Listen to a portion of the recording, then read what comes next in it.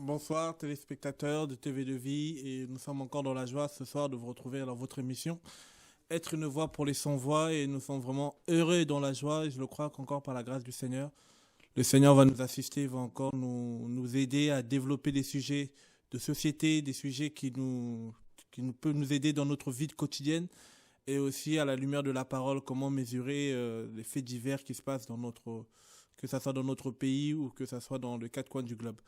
Et avant toute chose, nous allons remettre cette émission entre les mains du Seigneur, que le Seigneur nous accompagne, que le Seigneur nous donne l'intelligence, que le Seigneur encore nous aide à parler en son nom et qu'il nous aide encore à mettre les choses en place pour que son royaume avance et pour qu'on soit encore efficace tant que nous sommes encore sur la terre des hommes. Père, merci pour ta grâce. Seigneur, merci pour ton esprit, merci pour toutes choses. Nous remettons, Seigneur, cette émission entre tes mains. Père, nous ne savons rien faire sans toi et nous te glorifions, Seigneur, pour tout ce que tu vas faire. Que ton nom soit glorifié, que ton règne vienne, que ta grâce nous accompagne. Gloire et louange, honneur à ton Saint nom. Tu es Dieu, tu ne changes pas. Père, nous te rendons gloire au nom de Jésus-Christ de Nazareth. Amen. Amen. Voilà, comme chaque mercredi, une fois sur deux, c'est votre émission Être une voix pour les sans-voix. Nous voulons parler pour ceux qui ne peuvent pas parler.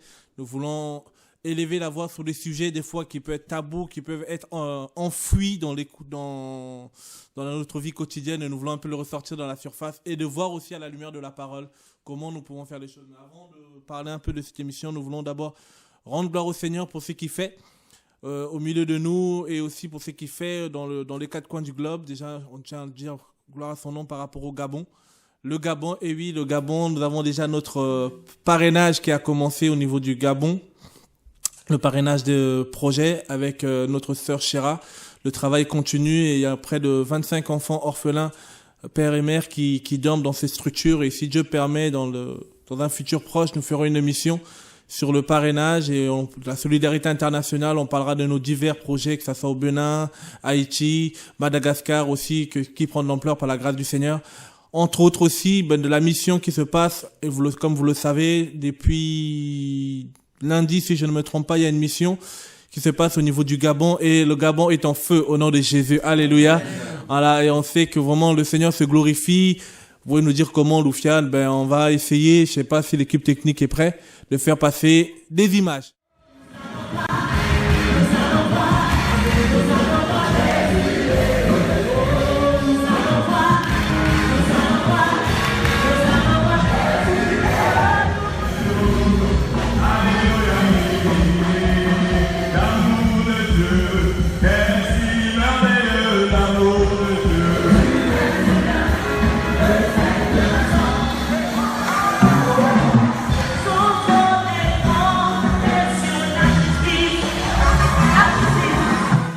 Le bout de Libreville est en feu. Ah là là, ça nous excite encore de voir quand le Seigneur travaille. Et ça nous fait un peu penser, à cette vision de Samson qui mettait le feu et le camp de l'ennemi était inquiété. Ah là là, était inquiété. Et on rend gloire au Seigneur pour le travail qu'il fait. Ce n'est pas encore fini, ils sont encore au gymnase. Je pense aujourd'hui et encore demain, et je le crois jusqu'à dimanche. La mission au niveau du Gabon continue et on bénit le Seigneur pour les portes qu'il ouvre.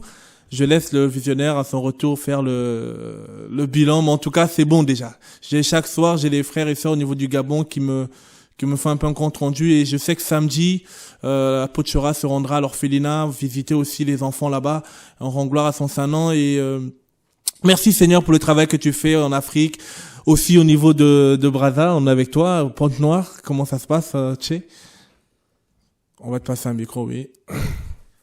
Non, ça se passe très bien par la grâce de Dieu. Amen. Dieu fait grâce, c'est pas facile. Amen. Et j'espère que le Seigneur touchera encore plus de cœurs sur place là-bas. Amen. Et que la majorité des orphelins, parce qu'on a eu quand même à discuter avec, comment on appelle, il y a plusieurs orphelinats à Pointe-Noire.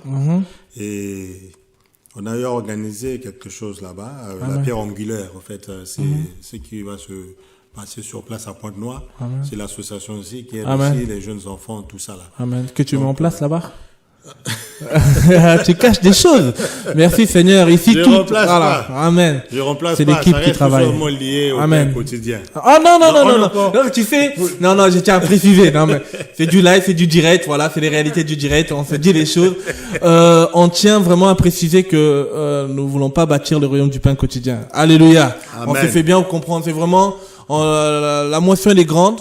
Le Seigneur ouvre les champs par-ci par-là. On préfère, tu sais, hier par exemple par rapport aux orphelinats, aux structures de solidarité internationale, que ce soit au Mali ou par exemple on va commencer avec le Congo où on a commencé.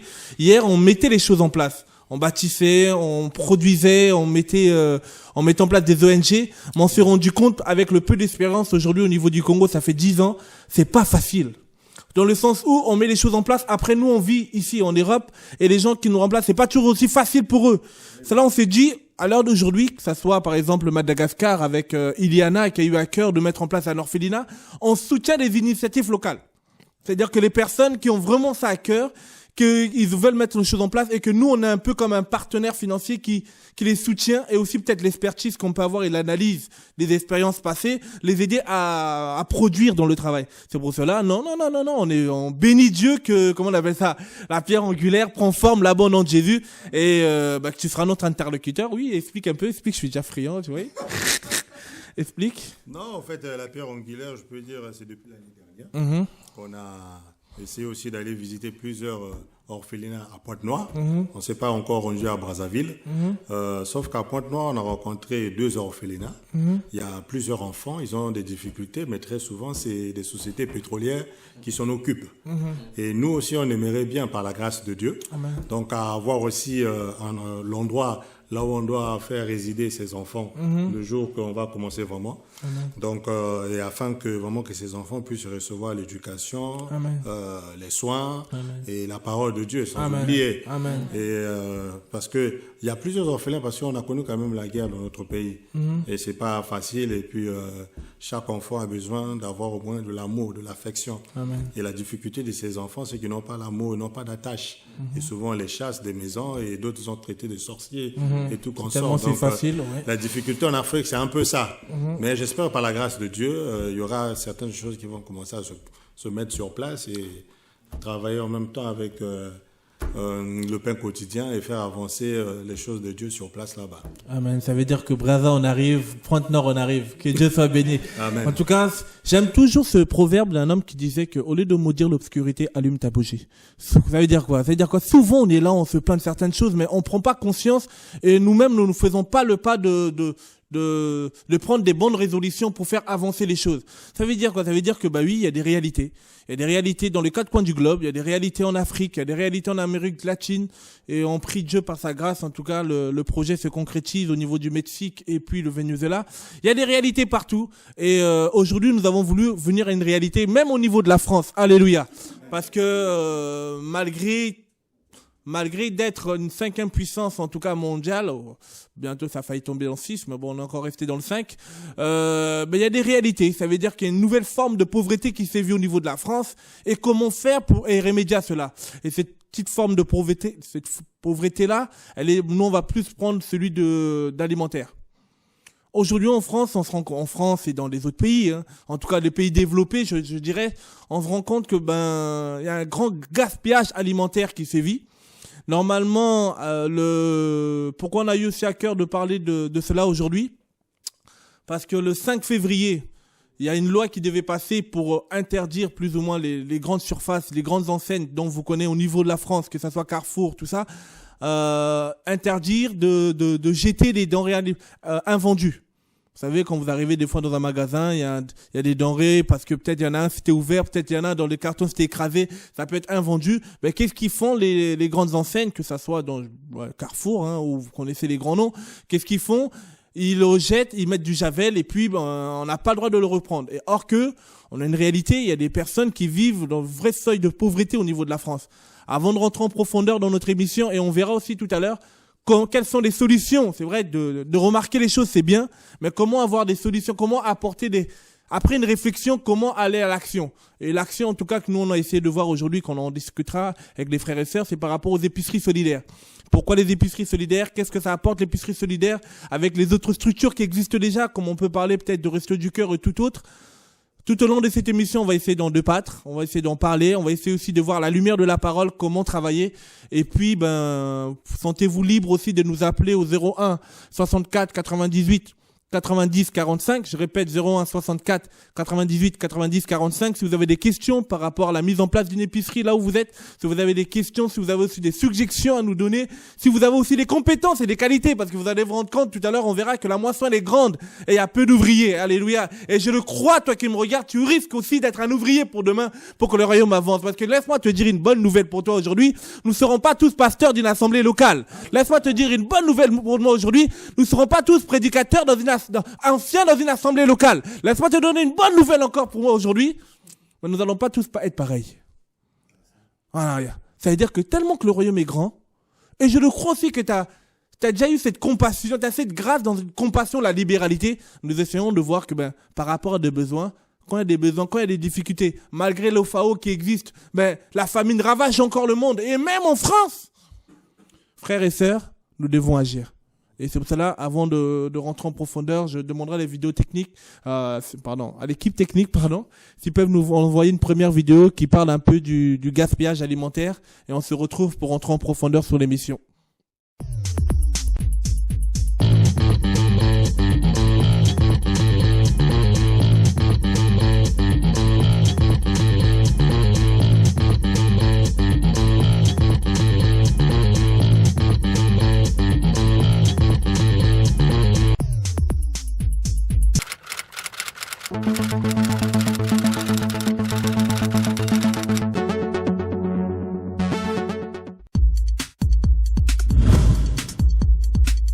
Le gaspillage alimentaire se situe à toutes les étapes de la chaîne alimentaire, depuis la production, la transformation jusqu'à la consommation. On estime aujourd'hui en France à peu près 7 millions de tonnes de déchets gaspillés, dont 67% proviennent des ménages. On chiffre à peu près 500 € par personne et par an de perdus financièrement.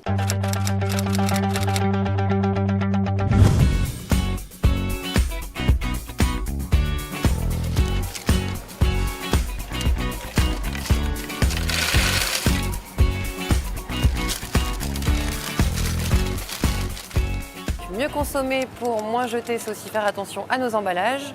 Donc nos emballages, ça peut toucher n'importe quel produit, y compris les fruits et légumes. Favoriser ceux qui n'ont pas d'emballage. Même quand vous les prenez pour les emmener à la maison, certains produits n'ont pas besoin d'être mis dans des plastiques. Par exemple la banane, même quand vous en achetez plusieurs, vous pouvez les prendre par grappe et coller directement l'étiquette dessus. Pour économiser les emballages, favorisez ce genre de format à l'achat plutôt que de prendre ce genre de petite contenance en plastique.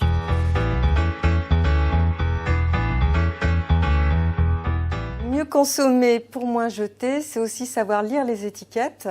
Et il y a deux mentions qu'il faut absolument repérer, c'est la DLC et la DLUO.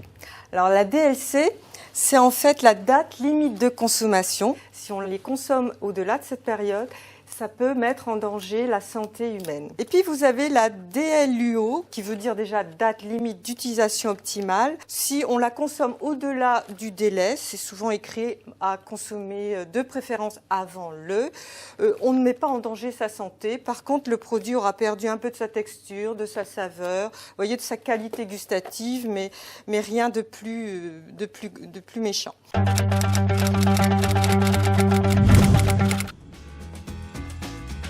Donc, qu'est-ce que j'ai? Du riz, de la purée et des pâtes. Je vais racheter du jambon. Allez, on va ranger les courses, les enfants. Vous m'aidez? Oui. Sarah, tu vas ranger le fromage blanc dans le frigo. Donc à côté des yaourts. Et Léo, les carottes. Là, j'ai du 26 septembre et ceux-là, 7 octobre. On va les mettre là. Ça, on finira ceux-là en premier.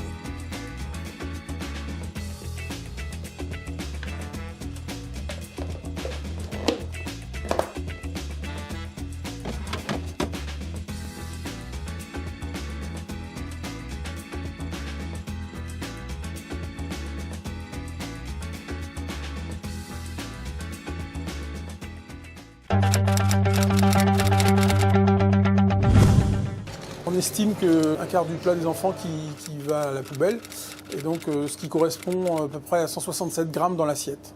On est contraint de respecter le GEMRCN, c'est le document des diététiciennes qui permet d'établir une fréquence au niveau des plats et un grammage par rapport aux tranches d'âge des enfants. Par exemple, il faut mettre du bœuf un jour, de l'agneau un autre jour. C'est bien quand les plats plaisent aux enfants et c'est moins bien quand les plats n'ont pas de succès. Ça veut dire que les poubelles sont plus remplies quand on respecte les grammages avec des plats qui plaisent moins aux enfants. Pour lutter contre le gaspillage, on travaille beaucoup sur le goût. On choisit des produits qui sont de très haute qualité. On sait référencer des produits en les sélectionnant, en les goûtant déjà, le produit à l'origine de base. Ensuite, on s'attaque à les travailler le mieux possible, maîtriser la cuisson. Et ensuite, à les assaisonner le mieux possible, c'est-à-dire maîtriser l'assaisonnement. Certains cuisiniers ont été formés justement par des organismes qui enseignent le goût, justement, la physiologie du goût. Et comme ça nous permet de maîtriser l'équilibre gustatif des plats, ce qui fait que les plats sont concrètement meilleurs. On essaie de faire du bon manger. Bonjour, nous sommes la Banque Alimentaire.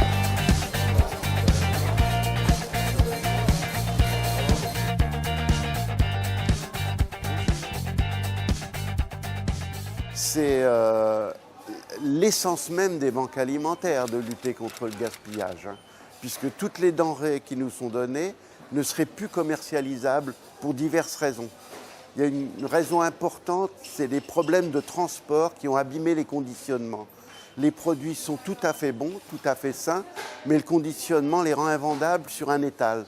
Et à ce moment-là, on les récupère. C'est une raison importante.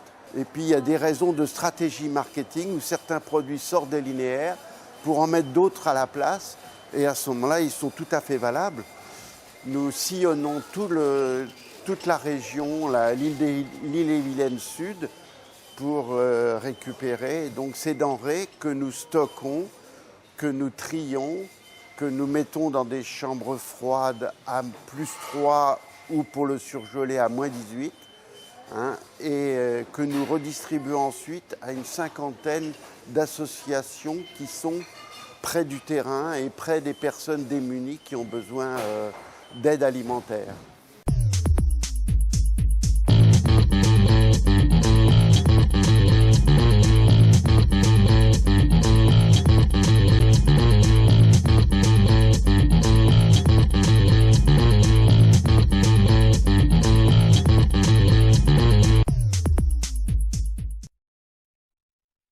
Ah, frères et sœurs, une triste réalité de ce qui se passe au niveau de la France, au niveau de notre pays. Et aussi, on va voir tout à l'heure dans des pays, en Europe en tout cas, dans les pays en développement. Et on se rend compte que certains... En fait, je vais même poser une question, tiens, à Naïma. Pour toi, quels sont un peu les chiffres par rapport au gaspillage alimentaire? Aujourd'hui, les chiffres sont énormes. Donc le gaspillage alimentaire... On voit que chaque Français jette à peu près entre 20 kg à 90 kg d'aliments par an. Au niveau de la France, donc 1,2 à 6 millions de tonnes par an. Au niveau de l'Europe, 89 millions de tonnes sont gaspillées. On parle en tonnes, oui. Et au niveau du monde, 1,3 milliard de tonnes de denrées alimentaires donc, sont gaspillées dans le monde. Donc les prévisions pour 2020 ne sont pas meilleures. Car il est prévu malheureusement une hausse de 40%. C'est-à-dire que plus on avance, plus encore, le gaspillage va augmenter au niveau de l'Europe en tout cas. Exactement. Et du monde aussi. Et c'est pour cela que M. Jean-Pierre Delcoul, qui est un des députés du Nord, a dû faire réflexion en se disant, prendre un peu exemple aussi au niveau de nos voisins en Belgique, dans une ville qui est Herstal, qui se disait en fait, ils ont interdit les grandes enseignes de jeter les denrées alimentaires invendues. Dans le sens où de le gaspiller, de le jeter du javel. Pourquoi? Parce qu'il y a des structures qui existent, il y a des associations qui existent, qui en ont besoin. Et on sait très bien que la crise économique, elle frappe tout le monde. Encore plus comment on appelle ça, le fonds alimentaire européen. En gros, c'est le comité européen qui s'organise pour redistribuer des denrées alimentaires à des grosses enseignes, à des structures qui existent. on se rend compte là-bas il y a un déficit. Et il y a un gaspillage qui sévit dans les grandes surfaces. Et comment faire pour y remédier à cela? Au niveau de la Belgique, ils ont interdit les enseignes de rejeter. Et ce député du Nord, Monsieur Jean-Pierre Delcol, a dû interpeller un peu nos députés au niveau de la France en leur faisant comprendre que il serait bien d'aussi à nous d'arriver à cela. Et manque de peau, comme des grosses structures qui peuvent exister, comme dont la Croix-Rouge, qui ont dit oui, mais cela c'était une bonne fausse idée dans le sens où oui, est-ce que les associations vont réussir à gérer logistiquement parlant ces flux? Oui, dans le sens où à nous de nous organiser. C'est mon réponse, moi personnellement, à la Croix-Rouge, à nous de nous organiser. Nous avons besoin des denrées alimentaires, nous avons besoin d'avoir ces denrées alimentaires et à redistribuer aux gens qui n'en ont pas. Et par rapport à cela, au niveau de la France, on sait qu'il y a près de 79 millions en Europe, 79 millions de personnes qui vivent sous le seuil de la pauvreté. Ce qui vient dire en fait qu'ils vivent près de à moins de 1 euro par jour. 79 millions en Europe, on parle déjà de l'Europe. C'est qui vient dire que même en Europe, même en Europe, il y en a qui vivent dans une seuil de pauvreté. Même en Europe, par exemple, dans nos maraudes hivernales, quand on part voir des sans-abri, un jour, je rencontre un sans-abri qui me dit, monsieur, en parlant avec lui, on essaie un peu de m'approcher de lui, il me dit, monsieur, je suis policier. J'ai dit, mais t'es policier vous savez, des fois, on est un peu tactile, voilà. Je dis, mais t'es policier? Ah ouais, non, mais t'es sérieux ou? Et il me montre sa carte, il me fait, effectivement, il était policier, mais il dormait dans une voiture. Pourquoi? Parce que manque de peau pour lui, il était divorcé, et on devait payer les pensions alimentaires à ses enfants, et par rapport à cela, il n'arrivait plus à s'en sortir, à joindre le debout, et se retrouver à dormir dans une voiture. Policier. C'est qui vient dire, il y a des réalités que nous vivons. Il y a des gens, tu peux voir aussi dans la rue, bien portants, mais qui vivent une souffrance, qui vivent aussi, qui n'arrivent pas à joindre le debout, qui ne mangent pas de foie. Et cet homme allait manger dans une structure, dont à Belleville, avec qui on travaille. Ça m'a fait mal, je me suis dit, Seigneur, comment? Je peux ne pas peut-être lui donner de l'argent ou essayer d'aider sur quoi que ce soit, mais au moins si je peux l'apporter de quoi manger, la nourriture, ça nous aide au moins à vivre. Notre chair a besoin de se nourrir. Et elle a besoin de se nourrir. Notre âme a besoin de se nourrir de la prière, ça c'est vrai, on le sait. Alléluia, merci Seigneur. Mais notre chair a besoin de se nourrir. Et laissez-moi vous dire une bonne nouvelle. La Bible, le monde nous fait comprendre que un ventre qui a faim n'a point d'oreille. Ce qui vient dire, nous devons nous organiser. Et ça m'a fait mal. Je me suis dit, c'était des réalités que je pouvais oublier. Et c'est-à-dire, il y a des gens aujourd'hui, qui gagnent 2000 € en France, mais qui n'arrivent pas à s'en sortir. Aujourd'hui, il y a 8 millions de pauvres en France. C'est énorme. Et ça va se multiplier encore. Et je pense plus que multiplier, en fait. Donc, vraiment, c'est un cri d'alarme, un état d'urgence, je pense, aujourd'hui en France. C'est pour ça que les députés aussi ont fait cette proposition de loi qui sont normalement des députés et des représentants du peuple. Voilà, qui doivent mettre ces propositions de loi pour aider le peuple. Donc moi, je voulais juste rebondir sur... aujourd'hui, c'est vrai qu'il existe le gaspillage alimentaire, mais ce gaspillage alimentaire, en plus, crée aussi de la pollution. Donc cette pollution aussi, donc ça crée aussi un coût. Donc le gaspillage alimentaire en soi, c'est un coût, puisqu'on perd beaucoup de nourriture pour des gens qui en ont besoin. Et à côté de ça, le coût revient à 700 milliards de dollars. C'est le coût que les enseignes dépensent plus ou moins en emmenant ces produits à la déchetterie, c'est ça? Exactement. C'est tout ce qui s'engraine derrière, voilà. Dans la production, les moyens de transport. Ton micro, oui. Tout ça qui fait que, ça a aussi un coût en plus. Donc, c'est pas juste une perte alimentaire, mais cette perte alimentaire a un coût. Et d'un autre côté, l'État lutte contre la pollution, mais elle crée aussi de la pollution par rapport aux déchetteries. Donc, en fait, c'est un déséquilibre total aujourd'hui. Et malheureusement, si on pouvait donner à manger à tout le monde, à ce peuple qui a faim, tout le monde pourrait manger au moins un repas par jour et tout le monde serait servi dans le monde entier sans ce gaspillage. Comme on voit dans la vidéo, quoi. Ni ce gaspillage alimentaire et ce gaspillage financier finalement, puisque La finance revient dedans. En gros, en fait, en t'entendre, Naïma, on se rend compte, en fait, quand on nous parle de la crise économique, c'est plus ou moins une utopie, pas dans le sens où c'est simplement une mauvaise gérance, des fois, de là où l'argent va. Exactement. Et on se rend compte qu'aujourd'hui, effectivement, il y a des structures qui existent, hein, mais c'est dans ces enseignes-là, au lieu de rejeter, au lieu de mettre du javel, comme ils ont l'habitude de faire, mettre du javel parce que il y a des, comment on appelle ça, il y a des produits comme on appelle le DLUO, ou des produits de préférence consommation, et des produits qui arrivent à consommation par rapport aux dates, tout ça. Et on se rend compte en fait que ils préfèrent jeter, mais en jetant, on pouvait subvenir aux besoins. Et il y a une vidéo que j'ai vue il n'y a pas longtemps aussi encore un autre député, je bénis Dieu, c'est-à-dire que Dieu suscite aussi des personnes qui prennent conscience, qui ne sont pas là simplement à s'asseoir dans un Sénat ou dans un Parlement et attendre les fins de salaire, mais qui défendent vraiment la cause des pauvres.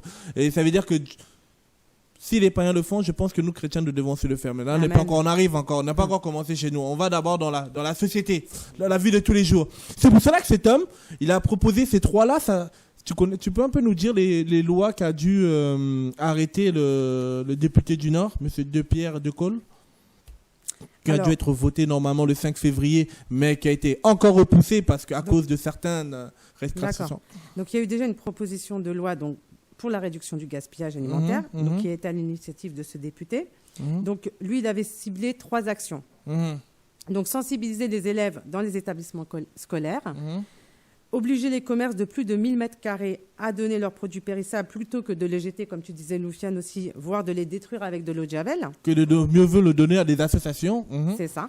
Et aussi ouvrir une réflexion sur les dates limites de consommation et de péremption des denrées alimentaires, puisque est-ce qu'il faut vraiment attendre le dernier moment pour de redonner, puisque la personne aussi mérite aussi la dignité en recevant aussi des denrées fraîches, propres, puisque je sais aussi que j'ai lu que les supermarchés aussi retirent leurs produits des rayons 7 jours avant la date de péremption, en fait. Donc pourquoi attendre le dernier moment pour redonner cette nourriture à des personnes qui en ont besoin et au risque qu'elles puissent peut-être aussi tomber malades? C'est pour cela que moi, j'aimerais bien poser une question à des auditeurs qui nous regardent aussi.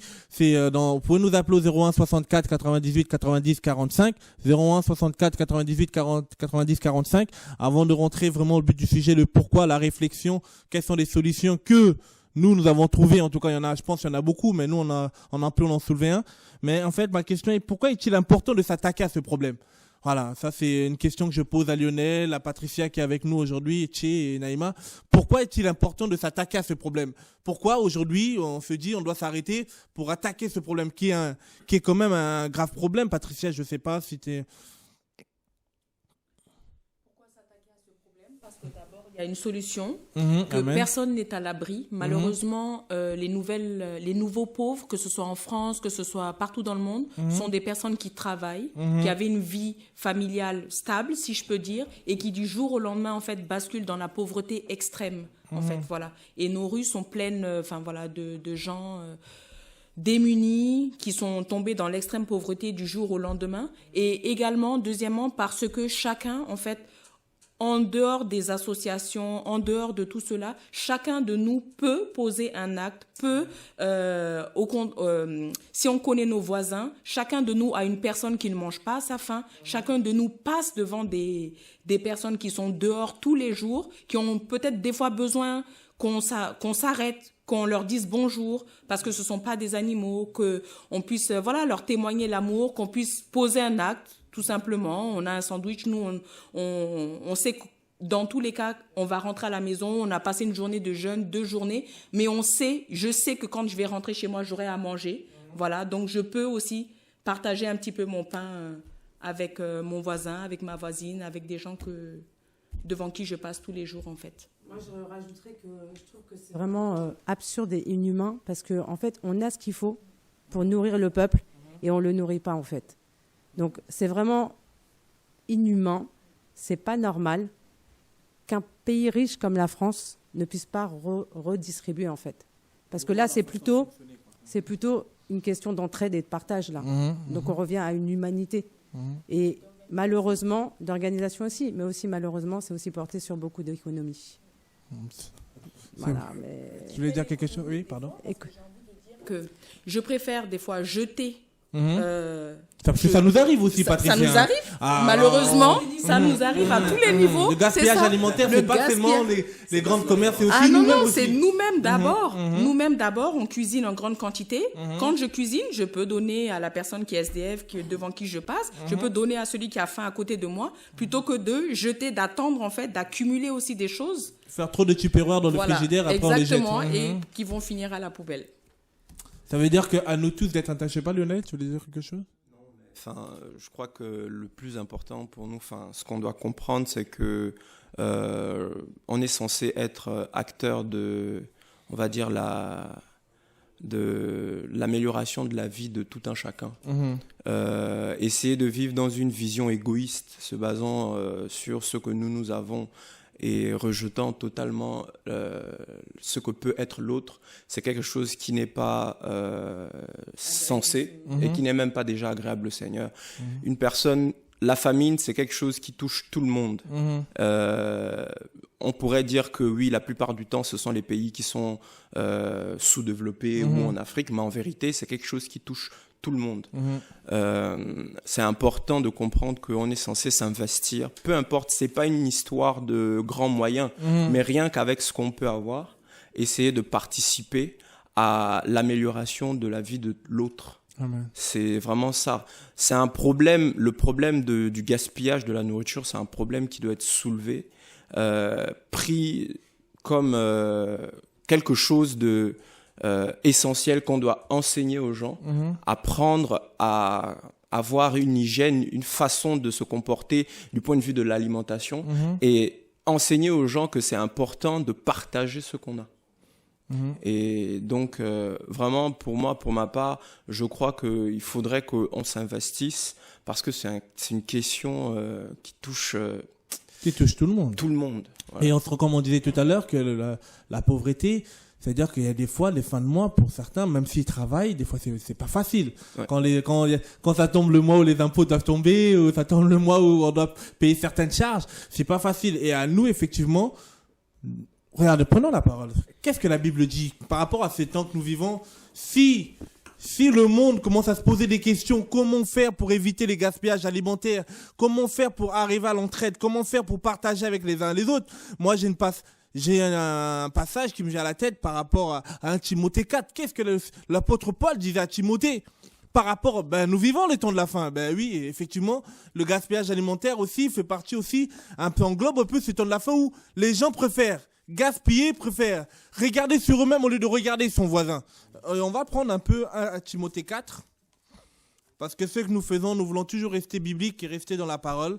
Et on va essayer de voir maintenant quelles sont des conclusions qu'on peut, nous, en tant que chrétiens, comment on peut s'organiser. Aïe, aïe, aïe. Bon, 1 Timothée 4. Merci, Seigneur. Si Lionel t'a trouvé, tu peux lire. 1 Timothée 4 à partir du verset 1. Mais l'Esprit dit explicitement, j'ai une autre version, mais bon, ouais, pas de souci, que dans les derniers temps, quelques-uns s'écarteront de la foi, prêtant attention à des esprits trompeurs et à des enseignements de démons, par l'hypocrisie des hommes qui profèrent des mensonges, d'hommes flétris dans leur propre conscience comme par un fer chaud, qui défendent de se marier et prescrivent de s'abstenir d'aliments que Dieu a créés pour qu'ils soient pris avec action de grâce par ceux qui croient et qui ont la pleine connaissance de la vérité. Il dit que l'Esprit dit expressément que dans les derniers temps, quelques-uns se détourneront de la foi pour s'attacher à des esprits séducteurs, à des doctrines de démons. Pourquoi je prends ce passage? Parce que il y a pas longtemps, j'entendais un prédicateur qui prenait le message de Marc 6 ou 8, si je ne me trompe pas, par rapport à la distribution, quand le Seigneur a distribué du pain. Ça tombe bien en plus, on peut le prendre, tiens.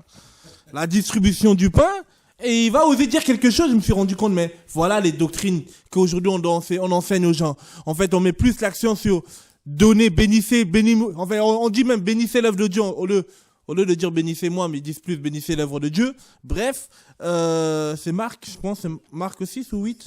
6, ouais, si tu peux lire, quelqu'un peut prendre?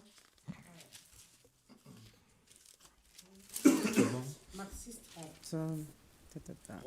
32. Donc, ils s'en allèrent donc dans une barque, à l'écart dans un lieu désert. Mais le peuple vit qu'il s'en allait, et plusieurs l'ayant reconnu y accoururent à pied de toutes les villes, et y arrivèrent avant eux, et s'assemblèrent auprès de lui.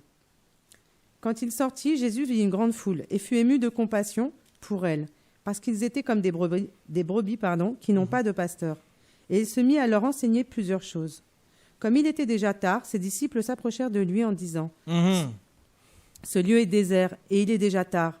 Renvoie-les afin qu'ils s'en aillent dans les campagnes et dans les villages des environs pour s'acheter des pains, car ils n'ont rien à manger. » Jésus leur répondit et dit « Donnez-leur vous-même à manger. » Et ils lui dirent « Irons-nous acheter des pains pour 200 deniers afin de leur donner à manger ?» Et il leur dit « Combien avez-vous de pain ? Alors allez et regardez. » Et quand ils le surent, ils dirent « 5 et 2 poissons. » Alors il leur commanda de les faire tous s'asseoir par groupe sur l'herbe verte. Et ils s'assirent par rangées de 100 et de 50 personnes. Et quand il prit les 5 pains et les 2 poissons, il leva les yeux vers le ciel, il bénit Dieu et rompit les pains, puisqu'il les donna à ses disciples, afin qu'ils les mettent devant eux. Il partagea aussi les 2 poissons entre tous. Et tous mangèrent et furent rassasiés. Et l'on emporta 12 paniers pleins de morceaux de pain et de ce qui restait des poissons. Alléluia. Ça veut dire, même Jésus aussi avait compris que le gaspillage alimentaire, fallait pas gaspiller. Alléluia. Ça veut dire qu'il a voulu enseigner aux disciples.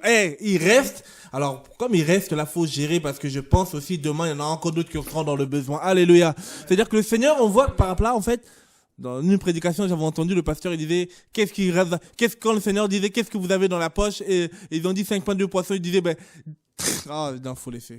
Que Dieu nous aide. On dépouille les gens dans le sens en le disant, tout ce que vous avez dans votre poche aujourd'hui comme argent, les poissons remplacent ça dans l'argent. Camarade, on n'a pas dit argent, on a dit poisson et pain. Oh, mais faut pas changer les choses. Et ils vont dire aux gens, donnez tout. T'as combien? T'as 10 000? T'as combien? T'as 100 000? Le pasteur, non, camarade. Et manque de peau. Nous sommes tellement aveuglés que nous tombons tous dans le piège. Or que le Seigneur a voulu simplement enseigner aux disciples par rapport à la multiplication de pain. Il a voulu expliquer aux disciples qu'il y en a qui sont dans le besoin. Il y en a qui viennent dans nos assemblées, frères et sœurs, qui ne mangent pas. Et manque de peau, il y en a aussi dans nos assemblées qui ont tellement de biens. Et que le Seigneur nous fait comprendre, en fait, c'est pas tant, on met pas l'accent comme certaines religions ou comme les catholiques, comme si la pauvreté est une vertu. Non! La pauvreté est une condition que des fois Dieu peut permettre dans la vie d'une personne, non pas pour le tuer, mais simplement pour l'aider aussi à revenir vers Dieu.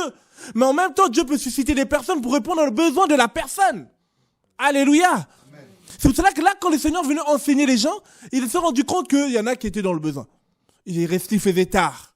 Regardez, des fois on vous met des séminaires, ça finit tard. Veillez de prière, tard, vous finissez tard, mais après on vous dit rentrez chez vous. Mais avant qu'à la fin, on lui dit, mais Dieu va te bénir.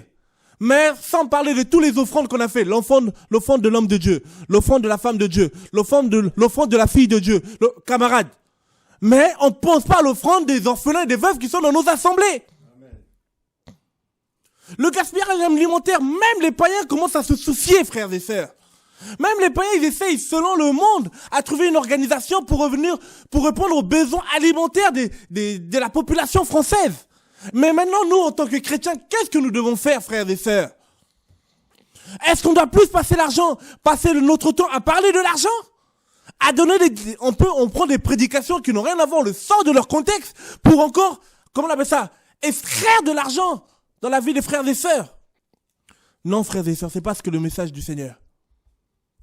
Oui, le Seigneur fait pleuvoir sur les riches et sur les pauvres. Dieu a fait le soleil pour tout le monde. Mais Dieu a toujours cette règle d'égalité. Il s'est rendu compte, les gens qui n'étaient pas dans le besoin, il a fait, à un moment, le disciple même vont le dire, mais maître, comment on va faire? Il y en a peut-être qui vont me dire, oui, Loufiane, mais comment on va faire? Comment on va s'organiser? Oui, il y en a qui sont dans le besoin. Oui, je connais une sœur qui habite à côté de chez moi qui ne mange pas. Mais je peux pas m'organiser, Loufiane, parce que moi-même aussi, c'est un peu une petite galère. Déjà, si je paye déjà ma maison, je bénis Dieu. Mais j'ai envie d'aider mon frère et ma sœur. Comment je peux m'organiser? Le Seigneur dit, qu'est-ce que tu as? Tu as ces enseignes qui existent, alléluia. Qu'est-ce que tu as? Tu as des associations qui existent. Si ces associations n'existent pas, prie Dieu, je crois que Dieu va te conduire quelque part par lui, c'est ça la foi, alléluia, avec ce que le peu qu'on a, Dieu peut faire quelque chose de grand pour la gloire de son Saint-Nom. Qu'est-ce que vous avez 5 pains de bois? Ok. Mais je crois, par sa grâce, on va multiplier. Et il va dire quoi le Seigneur? Faites-les asseoir. C'est une position où, en fait, c'est quelqu'un qui veut aider une personne. C'est pas du tête en l'air, Lionel. C'est pas non. Bon, on va parler. Non, on s'assoit avec les personnes. On partage après. On parle avec ces personnes. On s'approche de ces personnes. On voit quel est leur besoin de ces personnes. Mais le besoin parce que vous savez, la pauvreté, elle a plusieurs formes, hein. Une pauvreté, c'est une manque de carence. Ça peut être de vêtements, ça peut être, comment on appelle ça, logement, ça peut être une pauvreté par rapport au logement, ça peut être là, on reste par rapport à l'alimentaire. Et par rapport à l'alimentaire, le Seigneur a voulu pourvoir aux besoins. Et en fait, il a voulu aussi enseigner aux disciples la marche qu'ils devaient suivre après. Alléluia. Et c'est pour ça que vous allez voir à la naissance de l'église, il va voir, comment on appelle ça, les frères et sœurs, mettez tout en commun, pour ne pas qu'il y ait des pauvres parmi eux. Ils mettaient tout en commun, frère. Et ce que j'aime bien, Naïma, il y a eu quand même une organisation, il a dit, mettez-les par rang. C'est-à-dire qu'il a pris le temps, s'il dit par rang, c'est-à-dire un par un, il devait suivre, alléluia. Un par un devait vraiment, chacun devait avoir sa part. Et c'est ce qui est beau avec Dieu. Quand on se lance, Dieu permet que personne ne manque.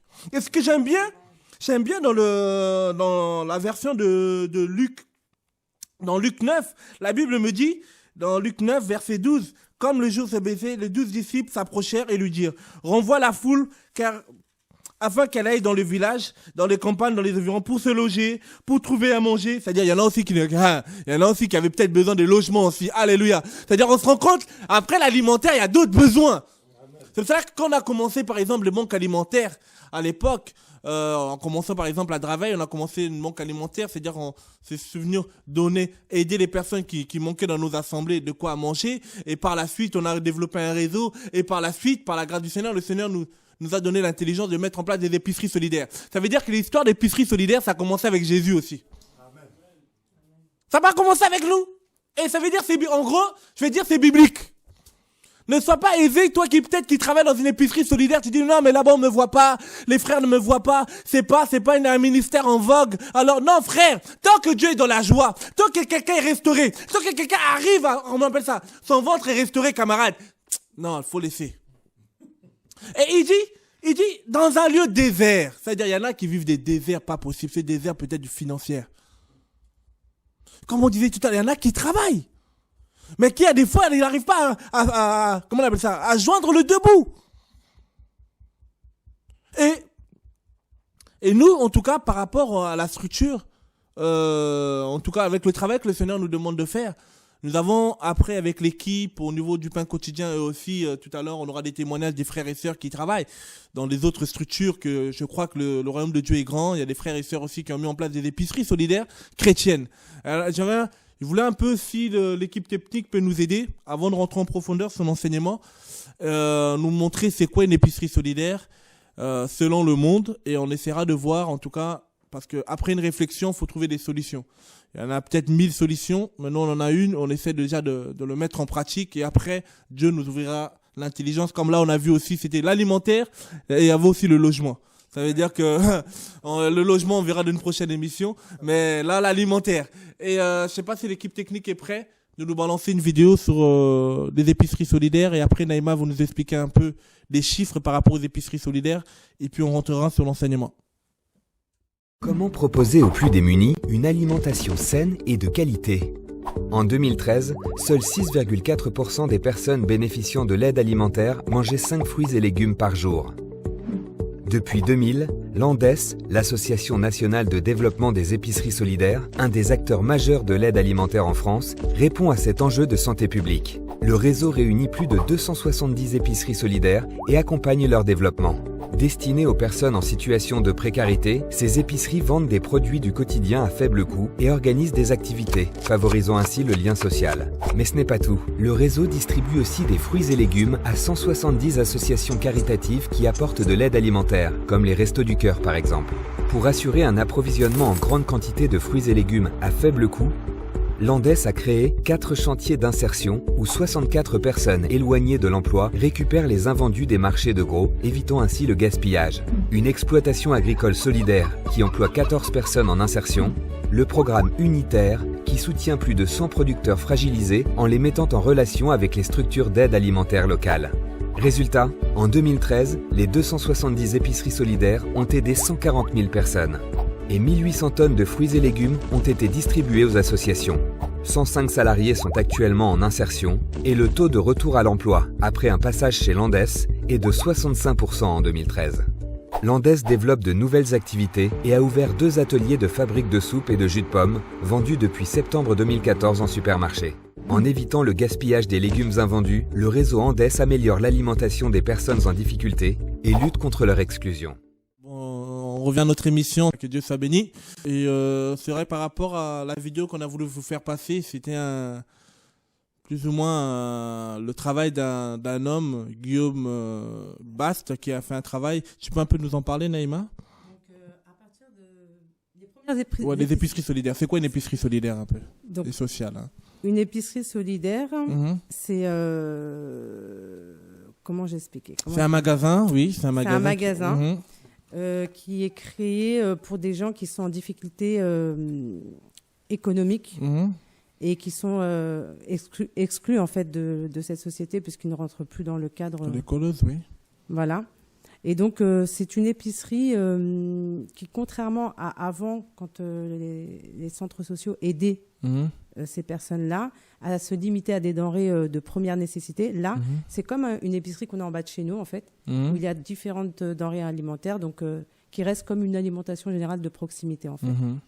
Donc voilà, et qui permet aussi d'avoir un choix dans l'alimentation. Est-ce que tout le monde a accès à ces épiceries? Donc, ces épiceries solidaires sont pour des personnes... dont les cas sont étudiés par rapport à leurs ressources financières. Ouais, parce qu'on ne peut pas aider tout le monde non plus. Ou quand on revient un peu au gaspillage alimentaire, c'est-à-dire que si on récupère à manger, est-ce que c'est même les gens qui gagnent très bien leur vie doivent avoir accès ou on essaye un peu? Comment ça se passe? Eh ben, c'est en fonction de ce que on gagne, ce qu'on gagne et ce qui sort aussi. Parce qu'on peut avoir on peut avoir un salaire décent et ne pas manger à sa faim ou ne pas manger du tout aussi.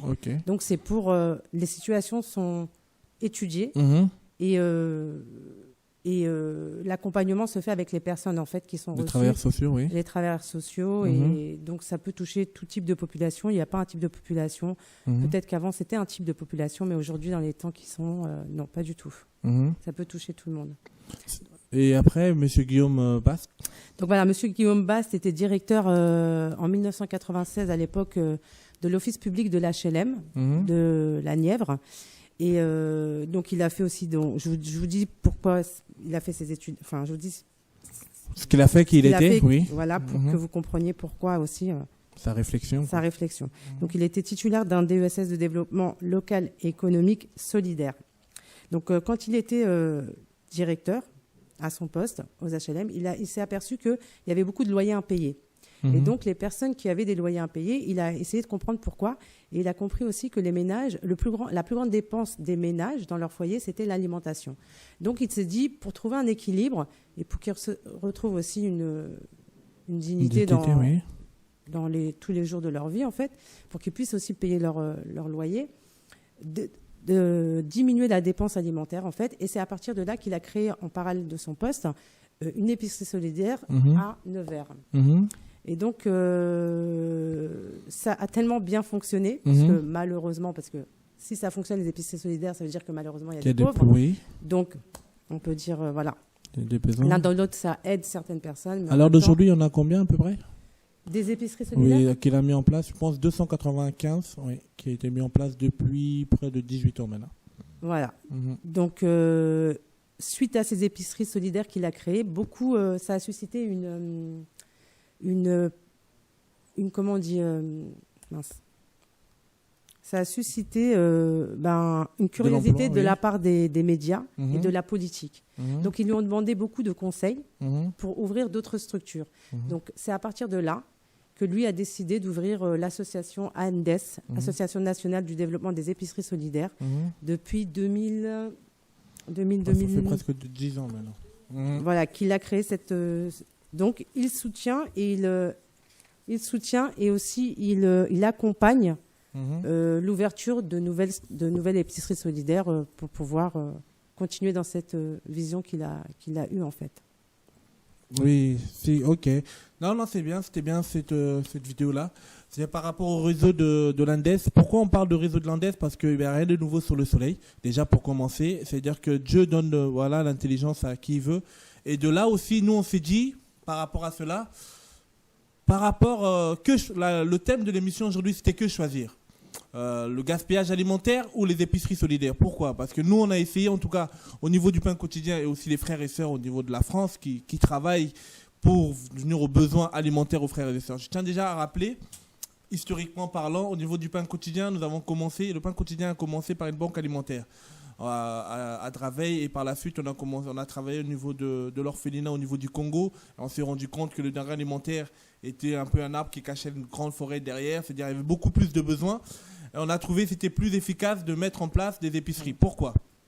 Parce que les banques alimentaires, comme le font le Secours catholique ou le Resto du Cœur ou toutes les choses que vous connaissez qui travaillent sur l'assistanat des personnes, on s'est rendu le bilan qui a été sorti, un bilan amer, c'est que les personnes, quand ils sont dans l'assistanat, c'est éternel. C'est-à-dire que c'est les parents, des grands-parents, les petits-enfants, et tous se retrouvent toujours à être dans les besoins.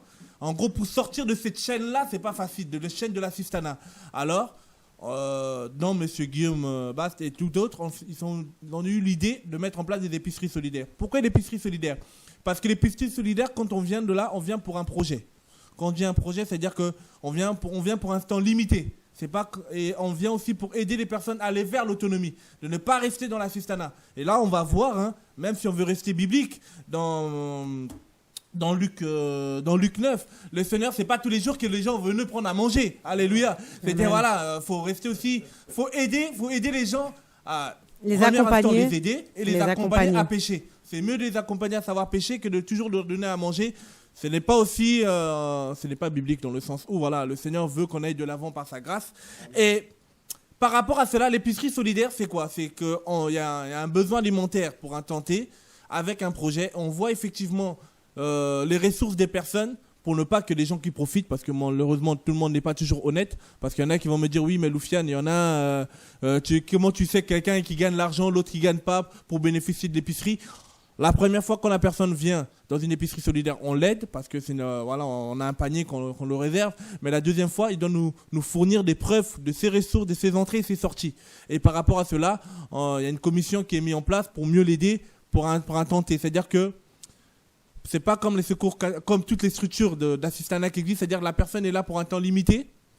Et par rapport à ce temps limité, on met en place des ateliers pour l'aider à se réinsérer derrière. Alléluia. Amen. C'est-à-dire que par rapport aux structures qui existent pour l'assistanat, c'est que les gens viennent, ils prennent à manger, ils repartent. Et vous allez voir, des fois, quand ils viennent dans ces structures, ils sont un peu stigmatisés, ils ont honte, ils ont peur, parce que voilà. Mais manque de peau, selon le monde, comme on a pu le voir tout à l'heure. Quand ils disent que les personnes doivent payer à 10 à 30%, c'est simplement pour garder en fait leur estime de soi. Parce qu'une personne, quand il paye, se sent mieux valorisée que quand ils viennent prendre gratuitement des denrées alimentaires. Mais néanmoins, nous qui sommes chrétiens, et par la grâce du Seigneur, nous faisons cela gratuitement parce que le Seigneur a dit, vous avez reçu gratuitement, donné gratuitement. Parce que manque de peau, je sais que dans les coulisses, il y a des entreprises qui peuvent être mises en place. Toute épicerie chrétienne, il a bien dit épicerie solidaire chrétienne, doit aider les gens gratuitement au nom de Jésus. Maintenant, les païens n'ont pas cette comment on appelle ça, cette connaissance. Si on peut leur donner, on bénit Dieu, mais sinon, cette épicerie, quand les gens viennent, on les aide par rapport aux denrées alimentaires, mais en même temps, il y a un travail qui est fait derrière. Ce travail-là, par exemple, il y a un travail pour d'aide à la réinsertion, par exemple, comme on le fait au niveau de Courcouronne. Il y a aussi l'alphabétisation, parce que les personnes qui viennent aussi, qui arrivent aussi d'extrême pauvreté, des fois aussi, ils ont des problèmes avec le français, on doit les aider et à la remise à niveau ou l'alphabétisation ou l'aide aux devoirs parce qu'ils ont aussi des enfants et ces enfants-là, nous le croyons par la grâce de Dieu. C'est pas parce que les parents vivent certaines comment on appelle ça, difficultés que les enfants ne doivent pas être à l'abandon et que ces enfants-là, nous les prenons pour l'aide aux devoirs. Et tu peux aussi nous expliquer, par exemple, on a un témoignage, Lionel, bonjour. Voilà, comme on dit qu'on parle, c'est théorique et pratique. C'est-à-dire qu'on nous montre, on va un peu parler. Dis-nous un peu ce que vous mettez en place avec le Grenier Solidaire, l'association maintenant qui s'est mise en place par la grâce du Seigneur, qui gère l'épicerie solidaire au niveau de Courcouronnes. Donc oui, bonsoir. Donc là, en ce moment, au Pain Quotidien, ce qu'on essaye de faire, c'est de mettre en place une sorte de soutien scolaire. Vous essayez ou vous avez déjà fait? Enfin, on a commencé directement par la grâce du Seigneur. Amen. Donc on met en place un soutien scolaire pour les personnes qui auront, enfin les personnes qui viennent au Pain Quotidien et qui ont des enfants qui ont besoin d'être soutenus sur le plan scolaire. Ce qu'il faut dire, c'est que beaucoup de personnes ont des enfants qui ont des difficultés à l'école. Et la possibilité de s'offrir un professeur ou une personne qui puisse te soutenir à la maison, c'est pas forcément évident de l'obtenir parce que ça coûte très cher. Donner des cours particuliers à une personne comme ça peut revenir très cher.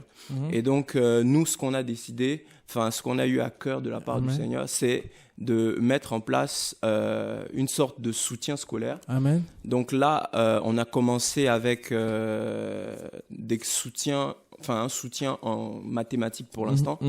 On espère par la grâce du Seigneur que ça pourra aller dans d'autres matières. Mais donc là, pour l'instant, on soutient les personnes qui ont besoin d'aide, qui aimeraient bien recevoir un appui, parce qu'en vérité, les cours qu'on peut obtenir en classe ne sont pas très compliqués, mais c'est juste qu'il n'y a pas forcément une transmission facile entre les profs et les élèves, et ce qui fait que des fois, d'aucuns n'arrivent pas à comprendre, ou bien il y a aussi peut-être des handicaps parce qu'on ne comprend pas des choses. Et donc, nous, on veut venir répondre à ce problème. Dieu nous a fait grâce de pouvoir réussir dans nos études. Amen. Et donc, nous, ce qu'on veut faire, c'est utiliser la grâce que Dieu nous a donnée. Alléluia. Et de partager ça avec les autres. Amen. La Bible dit que non, les premiers chrétiens partageaient tout ce qu'ils avaient avec les autres. Tout. Même l'intelligence. Voilà, c'est ça. Alléluia. Donc, ça veut dire que nous, on veut mettre vraiment à la disposition des frères et sœurs, à la disposition des personnes, selon que le Seigneur nous conduise, ce que Dieu nous a donné. Parce que c'est Dieu qui nous l'a donné, alors pourquoi on va s'enorgueillir? Tout don parfait vient de Dieu, le Père éternel, qui est dans les cieux. Voilà. Exactement. On n'a pas besoin d'argent pour pouvoir aider les gens. Enfin, ce que Dieu t'a donné, c'est toujours pour sa gloire. Amen. Donc, nous sommes vraiment dans cette optique d'utiliser les dons que Dieu nous a donnés et de mettre ça à la disposition des frères et sœurs, que chacun utilise le don que Dieu lui a donné à la disposition des uns et des autres. C'est-à-dire que là, vous commencez à Courcouronnes, je crois qu'après l'émission, on va encore s'étendre dans d'autres villes. Soyez prêts. Pourquoi? Parce que oui, il y a des enfants, effectivement.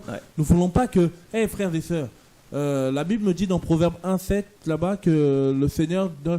La crainte de Dieu, c'est le commencement de l'intelligence. Nous croyons que nos enfants doivent aussi briller au niveau des études au nom de Jésus. Alléluia. Amen. C'est vrai qu'il y a des Pauls, il y a eu des Pierres, mais il y a aussi des Pauls, frères et sœurs. Nous pouvons dire il y a des Pierres, oui, mais il y a aussi des Pauls. C'est-à-dire le Paul, il était intelligent et c'est pour cela qu'aussi il a écrit beaucoup d'épîtres. Bref, je ferme la parenthèse. C'est pour cela que c'est important aussi qu'on pousse nos enfants à aller loin dans les études. Dieu permet d'avoir ces structures. C'est pour ça qu'on vous parlait tout à l'heure, une épicerie solidaire.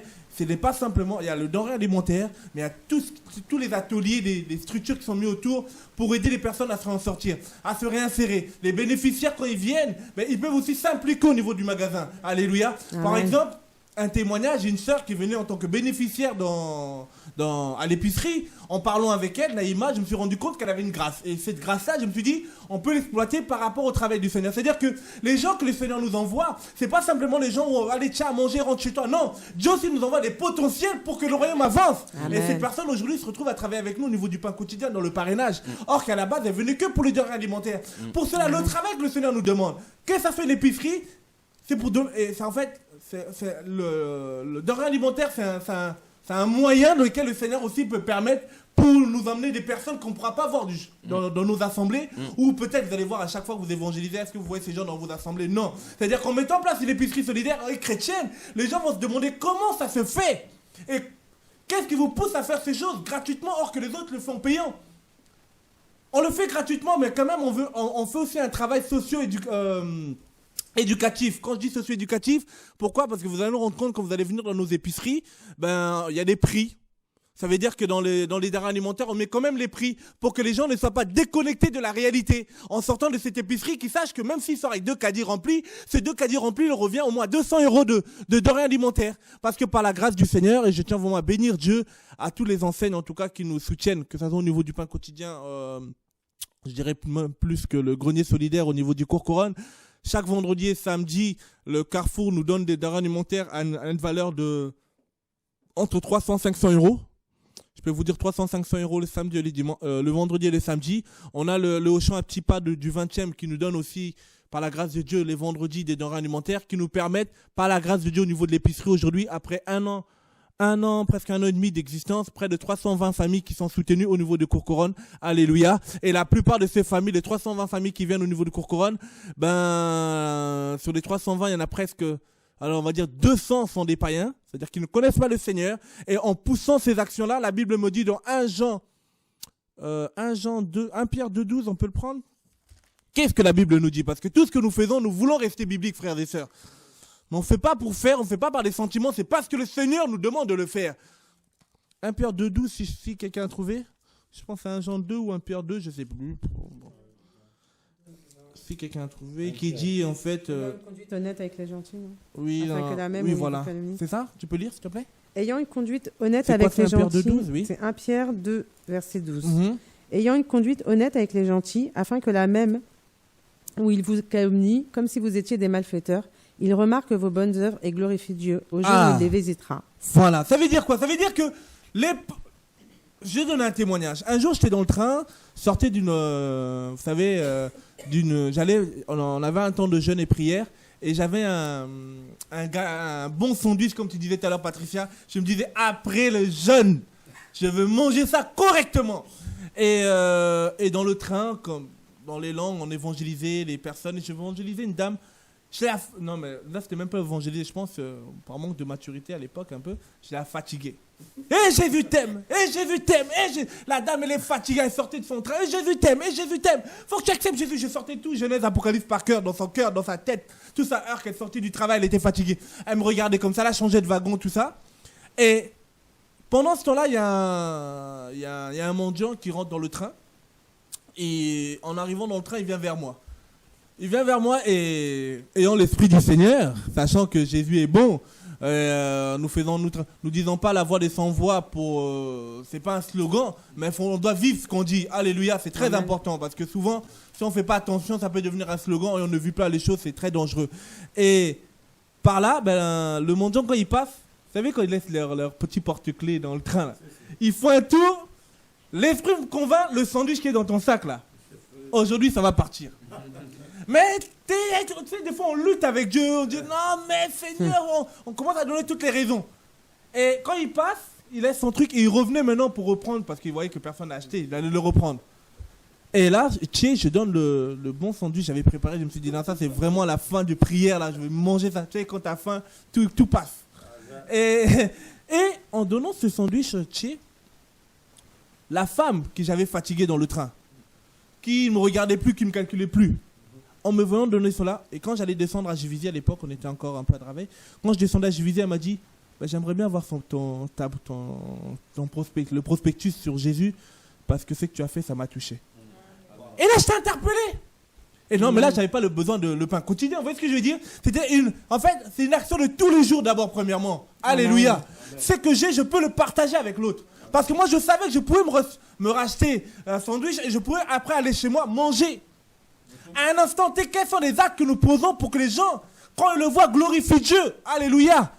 Et cette femme, elle a été interpellée par rapport pour répondre à ce passage-là, en posant des bonnes actions pour la gloire du Seigneur. Les gens sont interpellés et après, quand Dieu le visite, ils se rendent compte que, frères et sœurs, nous sommes dans un pays qui est la France, qui est un peu les gens sont un esprit cartésien.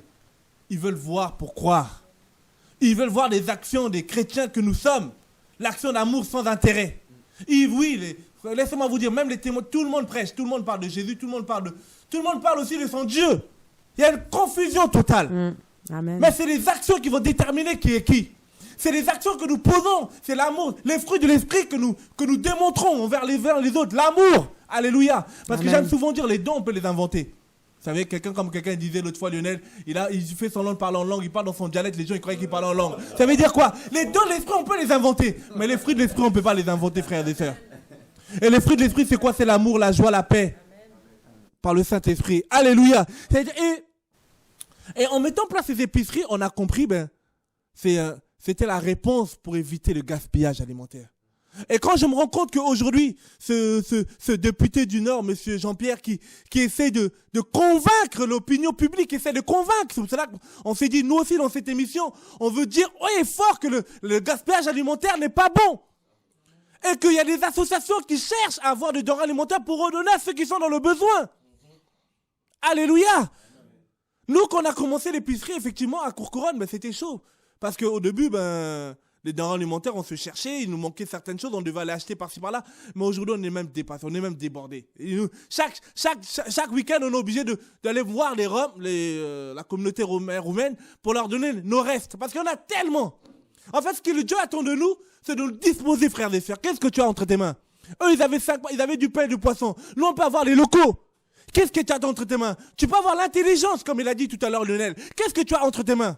Et après de le remettre entre les mains de Dieu, ne jamais oublier tout ce que nous faisons en parole, en action, c'est d'être pour le Seigneur. Et que le Seigneur, les gens qui nous emmènent, peut être, comme on dit, la différence avec les banques alimentaires et l'assistanat, c'est qu'on veut que les gens demain deviennent autonomes. Une personne qui a arrêté de travailler depuis très longtemps a perdu en fait les habitudes d'être à l'heure, a perdu les habitudes, et on veut le rééduquer plus ou moins. Et j'ai vu une épicerie, par exemple, Naïma, dans le sud.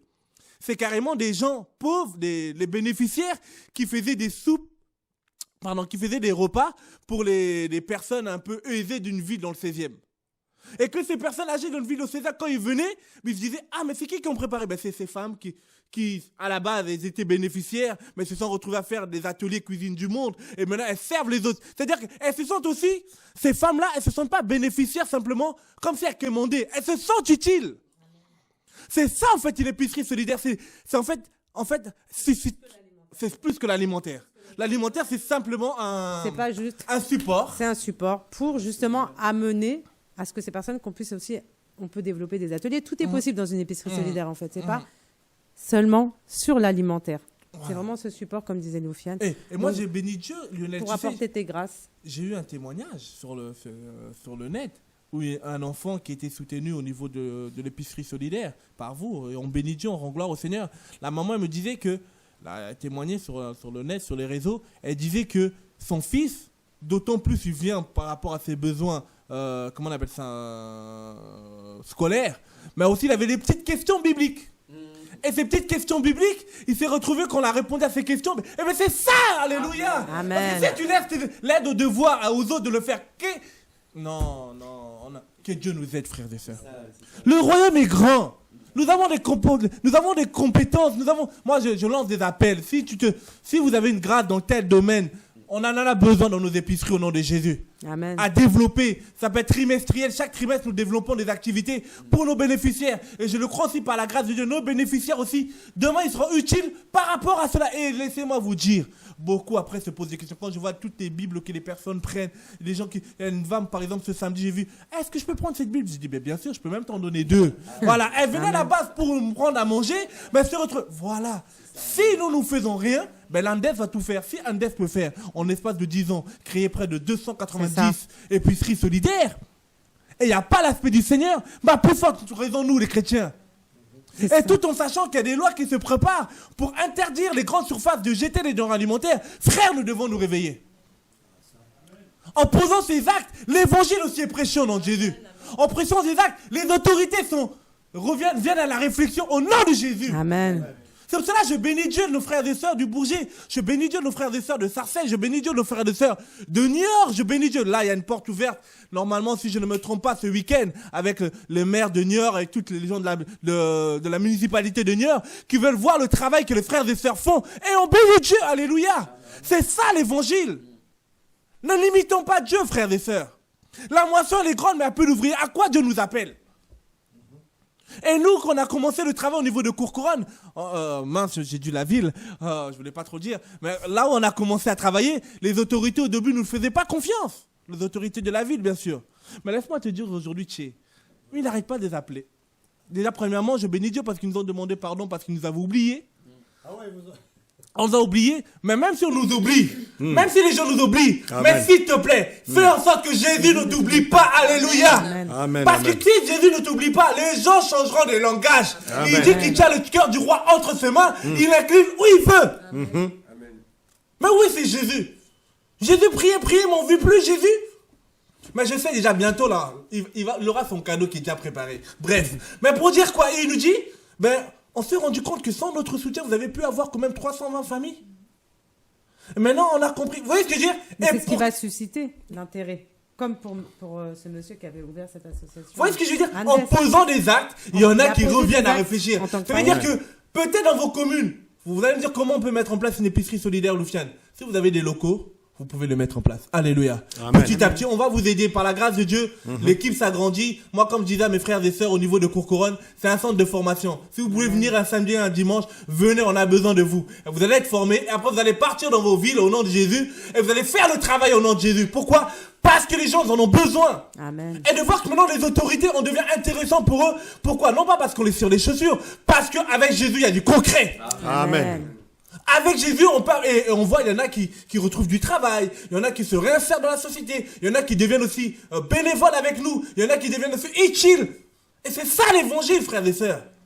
Il n'y a pas que l'assistanat, il y a un travail qui est fait derrière. Et moi, je disais l'autre fois, je disais aux frères et sœurs, imagine-toi, tu donnes un paquet de riz à quelqu'un, mais tu dis, Seigneur, oh non, Jésus, Dieu, gloire, le paquet de riz que je donne à ces gars qui ne te connaissent pas, quand il va préparer son riz là, et quand le riz va tomber dans le ventre, il sera touché. Non, non, limite Jésus, c'est comme si Jésus, c'est que le Seigneur soit avec vous et avec vous. Non! Fais déjà ce que tu peux faire en ton pouvoir, même si tu crois que c'est minime, mais tu sais pas où Dieu va t'emmener en fait. Et tu sais qu'en posant des actes pour le Seigneur et que tu pries Seigneur, moi je dis Seigneur, toutes les personnes qui approchent nos épiceries, Père de gloire, nous ne sommes pas des convertisseurs, mais que ta gloire les accompagne, que ton onction les fait à réfléchir, à savoir qui tu es réellement, et qu'ils voient que cet amour désintéressé.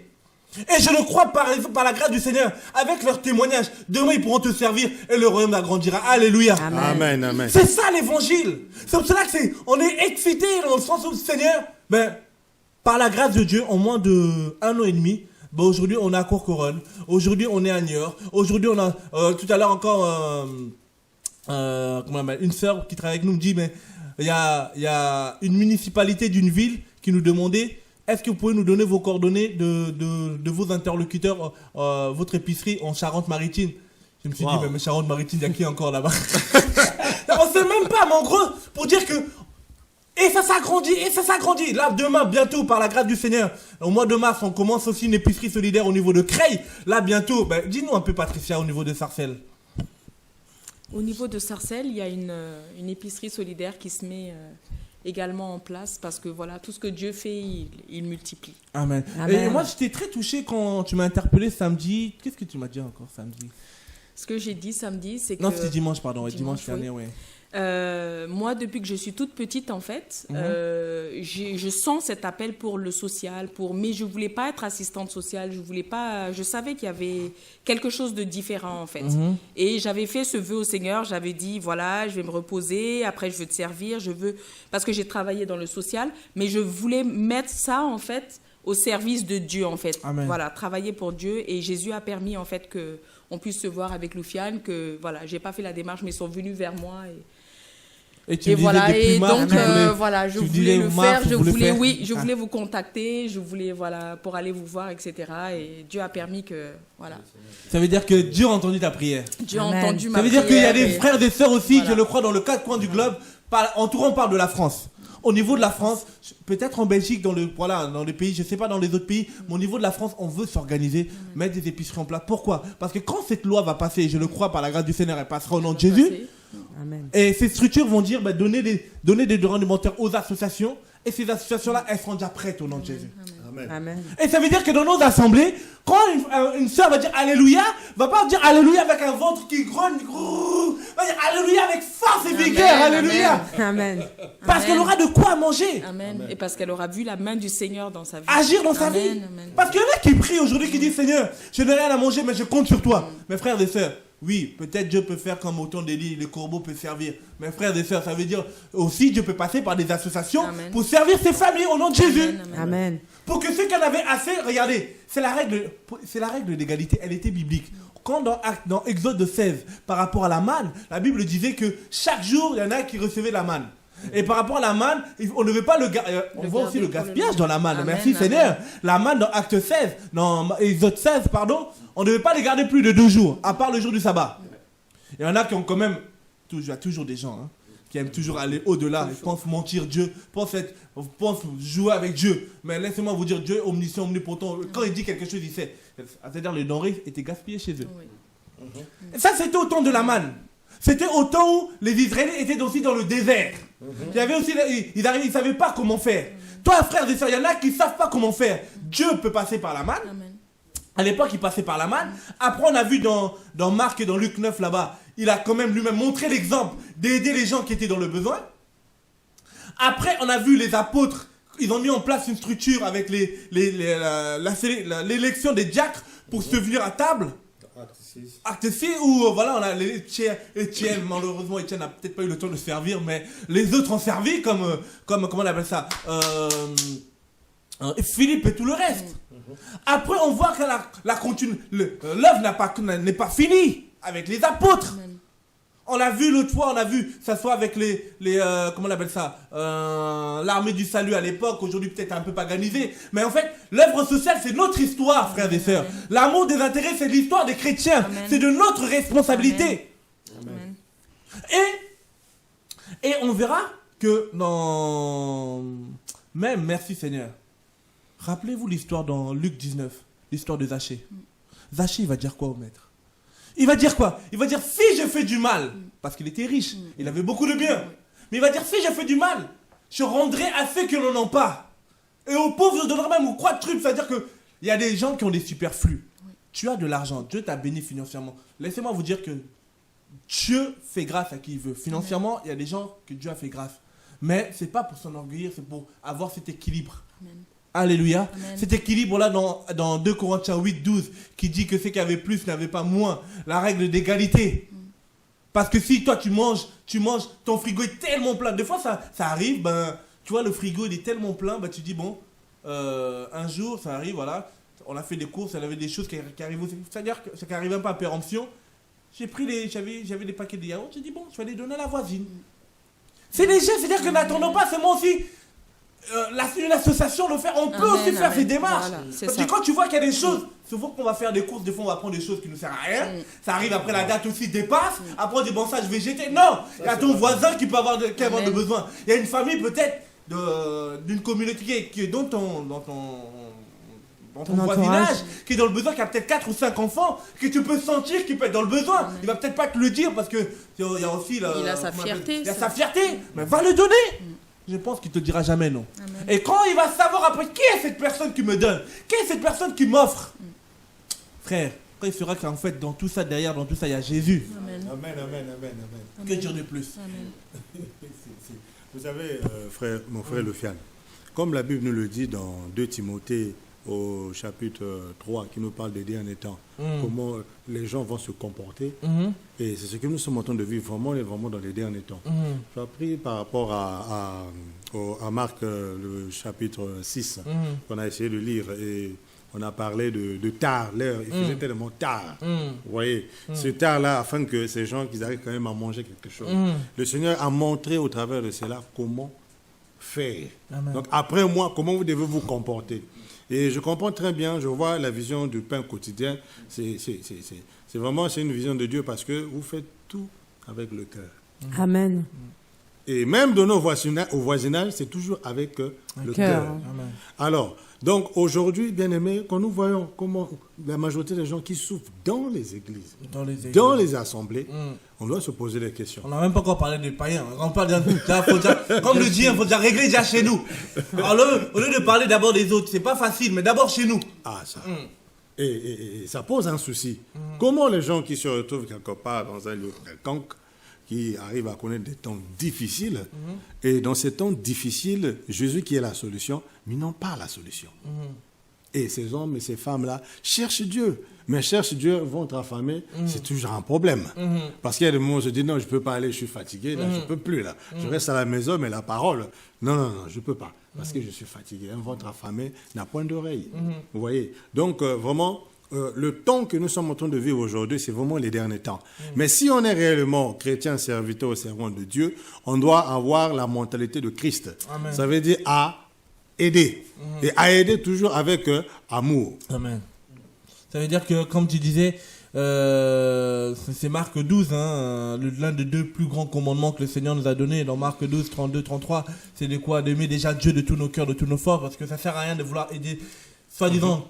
On ne veut pas aimer avec un sourire protocolaire. On ne veut pas aimer en faisant semblant. Non, un amour désintéressé. Regardez ces bénéficiaires qui viennent vers nous, se disant que Dieu peut faire quelque chose avec cette personne. Avec les yeux du Seigneur. Alléluia. Amen. Et quand ces gens-là vont se sentir intéressés, quand quelqu'un, une maman malienne qui arrive, par exemple, tu dis peut-être, tu vas peut-être le parler en malien. Amoro, asone moro.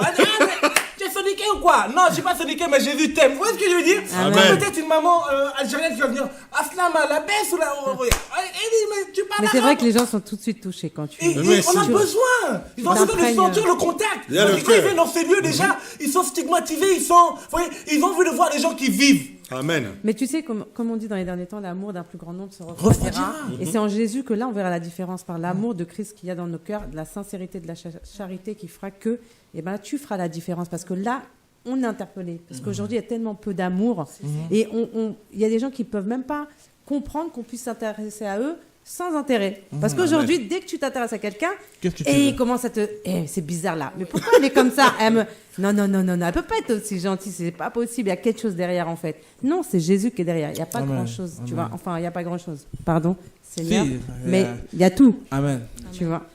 Et c'est à ça que le Seigneur nous appelle. C'est ça, ça bouillonnait dans mon cœur. En fait, Amen. le Seigneur nous appelle à faire la différence. Amen. Tu es là, tu pries, Jésus, qu'est-ce que je peux faire pour toi? Quel est mon don? Quelle est ma grâce? Quel est je sais pas quoi? Le Seigneur t'appelle à faire la différence. Amen. Manifeste l'amour, aide Amen. ton prochain, fais ta petite action. On vient de voir qu'on n'a pas besoin d'argent en fait. Avec le cœur, avec la simplicité, voilà. On a tellement de choses à faire en fait. On a tellement de choses à Mais faire. tu sais que la simplicité est devenue tellement rare qu'elle surprend même, tu vois. On peut pas dire, mais c'est pas possible. Mais c'est pas possible. Mais si tu n'as pas Jésus, tu peux pas. Si tu n'as pas l'esprit de Dieu en toi comme ça, tu peux pas. Les gens ne peuvent pas comprendre en fait.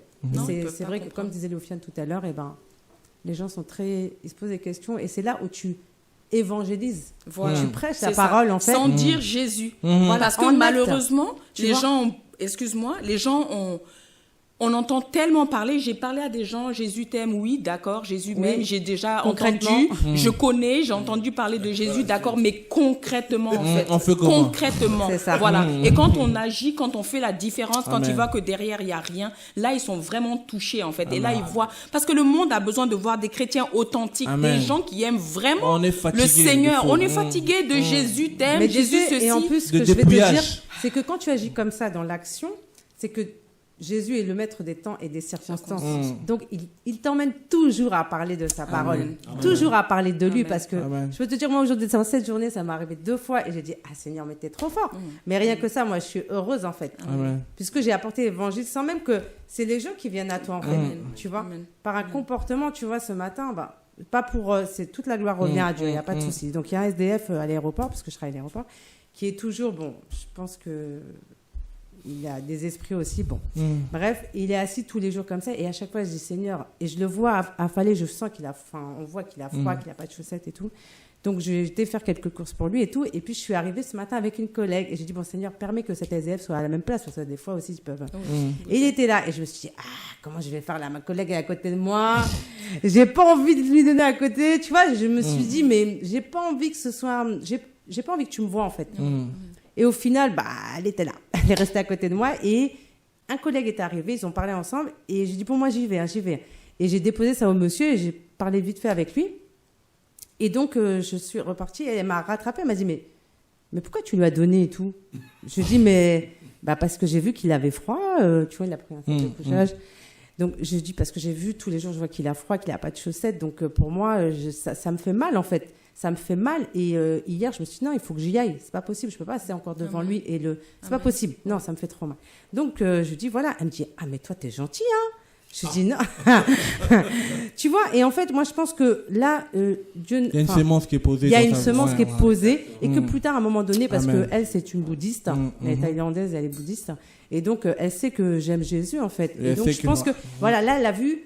Je L'action. vais parler une fois de Jésus, Concrètement. mais tu vois, et donc là, je pense qu'elle a vu, et Dieu permet toutes choses en son temps, tu vois. Et quand je suis repartie vers 14h du travail, et ben franchement, j'avais pris des sachets bon, de choses, et j'ai vu que il avait tout mangé en fait. Et je me suis dit, c'est même toi quand c'est un truc que tu manges, tu vois, sur une semaine en fait. Et lui, il avait tellement faim que, en fait, je me suis aperçue, Dieu m'a montré que le sachet vide en dessous de son siège, je vois qu'il avait vraiment faim en fait. Je me suis dit, mais ça se trouve, ça fait un moment qu'il n'a pas. Donc, je veux par là aussi, je veux pour dire qu'il faut être à l'écoute de l'esprit en Amen, fait. Quand amen. l'esprit t'interpelle et te dit, là, Faut poser il des faut- actes. voilà. Mais des fois, c'est vrai, t'es pris par les On choses. calcule, c'est- ouais. Voilà, non, il n'y a pas. Il faut agir quand l'esprit te pousse à agir en fait, et tu es. Et Dieu permet les choses. Tu vois, tu es un témoignage Amen. vivant Amen. de sa parole. Parce que moi aussi, je me posais beaucoup de questions. Ah, évangéliser, c'est vrai. Je connais pas. Je venais d'Apocalypse, c'est vrai. Ça va être compliqué là. Je sais pas comment pour aller voir les gens, leur parler de Jésus. Et en fait, c'est simple quoi. Tu appelles les gens à la repentance. Tu dis qui est Jésus, et après Dieu fait le reste parce que t'es pas là pour convaincre les personnes. Et c'est ce que Amen. j'ai compris ces derniers temps aussi. Amen. C'est pour Et cela t'es pas que- resté, ouais. excuse-moi, et t'es pas resté à prier en langue Non. pendant Ah non, 180 j'ai pas. ans. j'ai- Dieu Dieu- t'a- Tu sais, voilà. moi, je demande même pas à Dieu. C'est parce que la grâce. Déjà, on a une grâce de connaître Jésus. Pour moi, Amen. c'est un don, c'est une grâce. Amen. Amen. Et ça, c'est ce qui est le plus merveilleux en Amen, fait. amen. C'est pour Parce cela que que. on se rend pas compte, mais d'avoir cette grâce, d'avoir la révélation de Jésus. Non, mais juste la révélation, c'est énorme. Parce que beaucoup sont aveuglés. Et quand tu es là et que tu vois que les gens sont aveuglés, ça te fait mal. Tu te dis, mais pourquoi moi, Seigneur? Pourquoi moi? Donc, il faut vraiment rester sincère et honnête devant le Seigneur, et authentique, parce qu'à Dieu, on ne peut pas mentir. Amen. Vous pouvez vous cacher au niveau des hommes et tout, mais il n'y a aucune gloire à se glorifier soi-même. Parce que, comme on disait aujourd'hui, la pauvreté, il y a 8 millions de pauvres en France, et ben ça peut toucher tout le monde. Et même moi, j'ai déjà été, à un moment donné de ma vie, je dis, moi, j'ai pas honte, hein, j'ai déjà été SDF, j'ai déjà été en difficulté pour manger, j'ai été dans les secours catholiques, on vous donne des choses périmées, vous dites, non mais attendez, même du pain rassis, tu arrives là, et c'est quand même une église qui te donne ça. ouais. Tu dis, où le secours catholique? Tu vois, non mais c'est vrai, Il y a de et quoi se Dieu a poser permis des que, questions, oui. tu vois, quelques années plus tard, je me baptise dans cette église, en plus, tu vois, donc tu vois, on te donne des choses racistes, tu te dis, mais attends, déjà, j'ai du mal, tu vois, t'as du mal à accepter qu'on te donne. C'est difficile d'aller dans une... Et en plus, on ne te prend pas en considération, parce que c'était quand même une église, et je me suis dit, mais c'est bizarre, en fait, ça fait bizarre, quoi, parce qu'il n'y a aucune chaleur humaine, il n'y a aucune relation, il y a rien, c'est vide de sens, c'est vide d'amour, on te donne parce que comme si tu as accompli une action bonne. Mais c'est pas ça en Jésus. En Jésus, tu le fais vraiment avec ta sein, et les gens ressentent. Si tu le fais avec ton cœur, ils le ressentent. Amen. Et ils le reçoivent autrement, en fait. Amen. C'est pour cela qu'on disait tout à l'heure, c'est que nous avons trouvé, en tout cas par la grâce du Seigneur, comment y remédier au gaspillage alimentaire. C'est de la mise en place des épiceries solidaires. C'est pour cela, vous qui avez à cœur, frères et sœurs, qui êtes dans les quatre coins de la France, je tiens encore à préciser, nous ne voulons pas créer un royaume du pain quotidien, loin de là. Si vous avez à cœur, vous voulez vraiment mettre ça en place, je pense encore aux frères et sœurs au niveau de Caen, qui nous ont appelés, les frères et sœurs au niveau de Montargis. Voilà. En un an, on se rencontre près d'une quinzaine, une vingtaine à Melun aussi, avec la sœur Joanne. Voilà.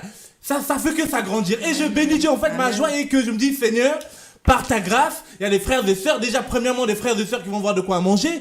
Et même, comme la syro-cananéenne, même si les gens qui ne te connaissaient pas, Seigneur, même s'ils ont des miettes de pain, tant qu'ils mangent, je sais une chose, ils ne manqueront jamais de glorifier le nom du Seigneur. C'est pour cela, nous, on vous encourage dans cet élan, on vous encourage encore. Si tu sens cet appel, si tu sens que cette grâce, peu importe, on vous dit même une chambre, mettre un stockage dans une chambre, tu peux, un frigidaire, un stock. Si pour l'instant tu ne sais pas comment voir des enseignes, on a une équipe qui est là, qui est formée, ils pourront vous donner des conseils, qui pourront se rendre aussi pour vous aider à mettre en place la structure, et après Dieu va faire croître parce que nous le croyons. Amen. C'est l'œuvre du Seigneur et c'est Dieu qui fait croître son œuvre. C'est Dieu qui fait ce qu'il veut, quand il veut, comme il veut. C'est pour cela simplement nous voulons simplement dire oui Seigneur, nous refusons le gaspillage alimentaire. Amen. Et nous voulons par ta grâce. C'est vrai que nous n'allons pas éradiquer la pauvreté dans le monde, encore moins en France, mais Seigneur, je crois qu'il y a tes enfants qui ont besoin de manger et ils se doivent de manger au nom de Jésus. Amen. Parce que l'épreuve avec le Seigneur, c'est pas éternel herbe. Dieu peut permettre des épreuves, mais Dieu peut passer aussi par les hommes, pour subvenir aux besoins des uns et des autres. Amen. Comme on dit, comme ça, il n'y avait pas qui manquait. Zaché a voulu aussi a dit à un moment ou l'autre, tant que j'en ai assez, ça me suffit. Pour finir, on va prendre un passage dans Proverbe 30. Parce que les épiceries solidaires, c'est simplement pour amener les personnes à avoir de quoi manger et aussi les aider à se réinsérer dans la société et par rapport aussi à la parole, faire un suivi. Voilà, c'est qui est sûr. Et qu'est-ce qu'il disait cet homme dans Proverbe 30, verset 8, si quelqu'un veut lire? Il a adressé une prière au Père, il posait une question et puis on va essayer après d'appeler notre sœur Amélie qui nous donnera un témoignage du panier d'or au niveau d'une assemblée à Paris. Ouais. Proverbe 30, 8 à 9. Proverbe 30, 8 à 9. Éloigne de moi la vanité et la parole mensongère. Ne me donne ni pauvreté, ni richesse. Nourris-moi du pain qui m'est nécessaire. De peur qu'étant rassasié, je ne te réunis et que je ne te dise qui est Yahweh. Ou qu'étant appauvri, je ne dérobe et que je ne prenne en vain le nom de mon Dieu. Vous voyez ce que je veux dire? Il y en a dans les souffrances, ils peuvent se dire, mais si Dieu il est Dieu, pourquoi je vis ces situations? Et si nous, frères et sœurs, nous ne nous organisons pas, par la grâce du Seigneur, nous ne demandons pas, parce que le Seigneur a mis une organisation. On l'a vu tout à l'heure dans Luc, dans le chant, pendant la multiplication, il a dit, mettez les parents, faites-les asseoir. C'est quand même une organisation. Si nous ne mettons pas en place une organisation pour subvenir aux besoins d'abord de nos frères et sœurs, il dit, je veux peut-être pas beaucoup, pour ne pas t'oublier, mais pas aussi moins, parce que c'est pas genre la pauvreté, c'est pas une vertu, c'est-à-dire selon des religions, quand t'es pauvre, tu vas aller plus au ciel. Non, loin de là. Voilà, c'est pas aussi s'appauvrir, mais Seigneur, j'en ai besoin seulement assez. En fait, donne-moi mon pain quotidien. Effectivement. Amen. Le pain qu'il me faut. C'est de là aussi est sortie cette vision, le pain quotidien, le pain qui vient. Amen. C'est-à-dire le pain où on s'attend à Dieu. Et Dieu, laissez-moi vous dire, quand il s'agit des choses physiques, il passe par des hommes. Amen. Alors le temps de la manne, j'ai pas encore entendu des témoignages. Ça a été réel, mais cette manne aujourd'hui elle est physique. Alléluia. Amen. Parce que quand le Seigneur nous donne l'explication, l'apôtre Paul donne l'explication dans 2 Corinthiens 8, 12, il donnait l'explication de la manne, mais aujourd'hui il disait aux Corinthiens d'avoir la règle d'égalité. Parce que les Corinthiens ils avaient des dons, les Corinthiens ils avaient l'esprit, le Corinthien Dieu faisait grâce, ils étaient remplis d'intelligence. Mais il manquait une chose chez les Corinthiens, c'est la distribution. Il manquait une chose chez les Corinthiens, ils étaient comment on les appelle les gens qui sont comme ça? Voilà. Et l'apôtre Paul, il fallait qu'il mette un peu le bâton, leur disant oui, dans 1 Corinthiens 12, il parle des dons, 1 Corinthiens 13, il parle aussi, 1 Corinthiens 14, il parle des dons, de l'esprit, tout ça, mais dans 1 Corinthiens 13, il parle de l'amour. On a besoin de l'amour du Seigneur. Que Dieu nous aide, frères et sœurs. Je sais que c'est pas facile le travail, mais c'est possible au nom de Jésus. Amen. Le Seigneur, nous, on parle de la France parce qu'on y est. Il y a des lois qui se mettent en place. C'est pour cela, nous aussi, frères et sœurs, on doit plus être encore excités de mettre les choses en place pour la gloire du Seigneur. Quand ces choses vont... Et même, je tiens encore à aller plus loin. Même avant ces lois-là, Dieu déjà agit. Amen. Mais alors, après ces lois-là, ça va être comment? Oh là là, mais après, quand ça va être comment? Moi, je dis même, Loufiane, tu vois, si des associations païennes peuvent grandir avec... 290 en 10 ans. En 10 ans, mais nous, le Seigneur, qu'est-ce qu'il peut faire? Moi, je pense que beaucoup ont perdu aussi la foi. Donc, il faut vraiment croire que... Enfin, comme dit la parole, tout est possible à celui qui croit. Amen. Si tu le crois, tu arriveras et tu feras parce que Dieu est avec toi et avec nous. Et c'est ça la différence, en fait. C'est que les païens arrivent. Pourquoi nous, en Jésus, on n'y arriverait pas? Mais il faut que chacun apporte sa grâce et son don aussi. Parce que l'Église ne peut pas se faire tout seul. Nous sommes le corps et nous devons agir ensemble. C'est pour cela que nous, au niveau du pain quotidien, c'est la branche sociale du ministère que le Seigneur a donné à son serviteur, l'apôtre Chora. Voilà, c'est-à-dire cet aspect-là, le Seigneur nous demande de travailler. C'est-à-dire lui, le Seigneur l'appelle la réformation de l'Église, à remettre, aller libérer le peuple du Seigneur par la parole. Mais il y a aussi, par la grâce de Dieu, dans cette vision, il y a les dokimos que le Seigneur leur donne la capacité de distribuer l'évangile, voilà. Il y a le didasco que le Seigneur a donné aussi par la grâce du Seigneur de former les gens, de faire asseoir les chrétiens dans la parole. L'onction attire, mais la parole fait asseoir les chrétiens pour le plus que certains soient excités. Et il y a aussi le social. En fait, on a une main. Et dans une main, on a besoin de tous les doigts. Amen. Pour pas avoir une défaillance quelque part. Voilà, ça veut dire que C'est-à-dire que si le Seigneur vous appelle à travailler dans le domaine du social, on vous encourage au nom de Jésus. Dans le domaine de la libéralité, dans le domaine de la compassion, allez encore au nom de Jésus. Parce que je le crois, dans tout ça, il y a des besoins. Que ce soit, je parlais peut-être des branches que le Seigneur nous a données par rapport à nous ici. Tout à l'heure, on voulait avoir une sœur qui fait un travail énorme au niveau d'une épicerie solidaire que je bénis Dieu, la sœur Amélie, le panier d'or. Malheureusement, on n'arrive pas à l'avoir en ligne. Mais ce qui est sûr, la moisson, elle est grande. Amen. Je me dis, on ne doit pas se confiner entre nous. Non, c'est que Dieu, c'est-à-dire que voilà, moi je dis Seigneur, en 10 ans, il y a ça qui se fait avec païens. Les restos du cœur, tout ça, alors nous chrétiens. Attendez, mais je sais que c'est possible.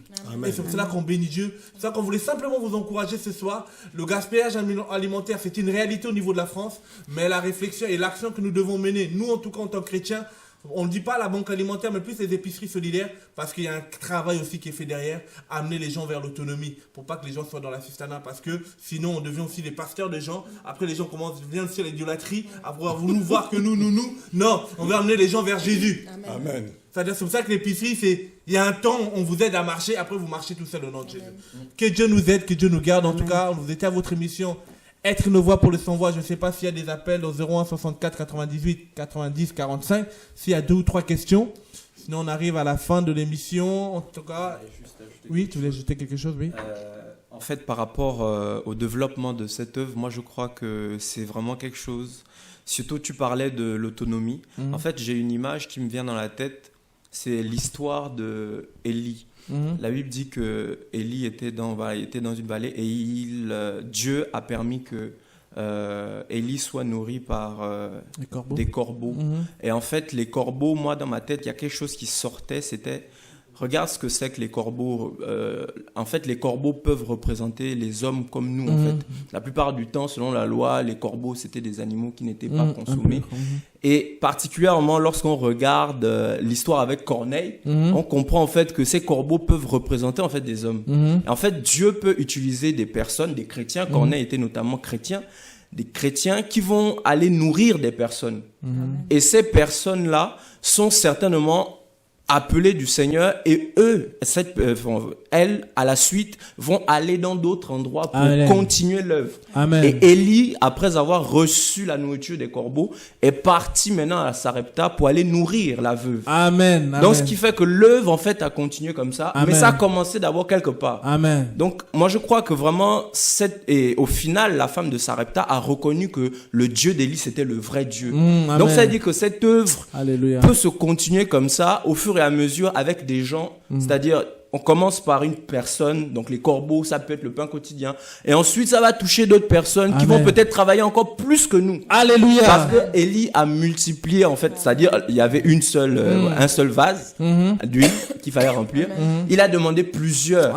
Donc ça veut dire que c'est possible que d'autres après nous fassent plus encore. Et on le prie encore au nom de Jésus. Amen. Et donc ça, je bénis Dieu. Au niveau du Bourget, aujourd'hui, ils ont le camion frigorifique. Amen. Et puis voilà, c'est ça l'évangile. On l'entend encore. Ça veut dire que c'est pour cela qu'on dit, Seigneur, ouvre encore des portes. Et je bénis Dieu de ton dans cette pensée du Seigneur. C'est ça, c'est Élie, Corneille, c'est-à-dire, et après, et on ne sait pas où on va. Mais on sait une chose, que chacun réponde à l'appel du Seigneur. Et que chacun soit utile pour le royaume. Et que même parmi les bénéficiaires qui viennent, on le croit par la grâce de Dieu. Comme j'ai béni Dieu. Quand il était nourri, ça l'a donné la force d'aller. Amen. C'est-à-dire, il avait faim. Va voir un câble maintenant. Je fais comment là? Vous voyez ce que je veux dire? C'est-à-dire en soutenant, en donnant et la nourriture physique et la nourriture spirituelle, ne vous en faites pas. On sait que la nourriture spirituelle elle est importante, mais là on rentre dans le physique d'abord. Le physique parce que voilà, le travail que le Seigneur nous demande de faire, c'est physique. Le spirituel, on laisse Didasco, on laisse les autres le faire. Nous on dit le physique, alléluia. Et on donne cette nourriture. Quand la personne est nourrie, il faut être efficace pour aller à Didasco, s'asseoir et écouter les enseignements au nom de Jésus. C'est ça le royaume. Et c'est de là que j'ai vu une sœur qui était bénéficiaire à l'épicerie. L'autre fois, elle me dit, maintenant je suis assidu à Didasco. Je dis, c'est ça l'évangile, frère. Et quand j'ai vu qu'elle était assidue à Didasco, j'ai dit, bon, maintenant viens, on va travailler ensemble. Alléluia. Parce qu'après apprendre, c'est maintenant d'entreprendre et servir.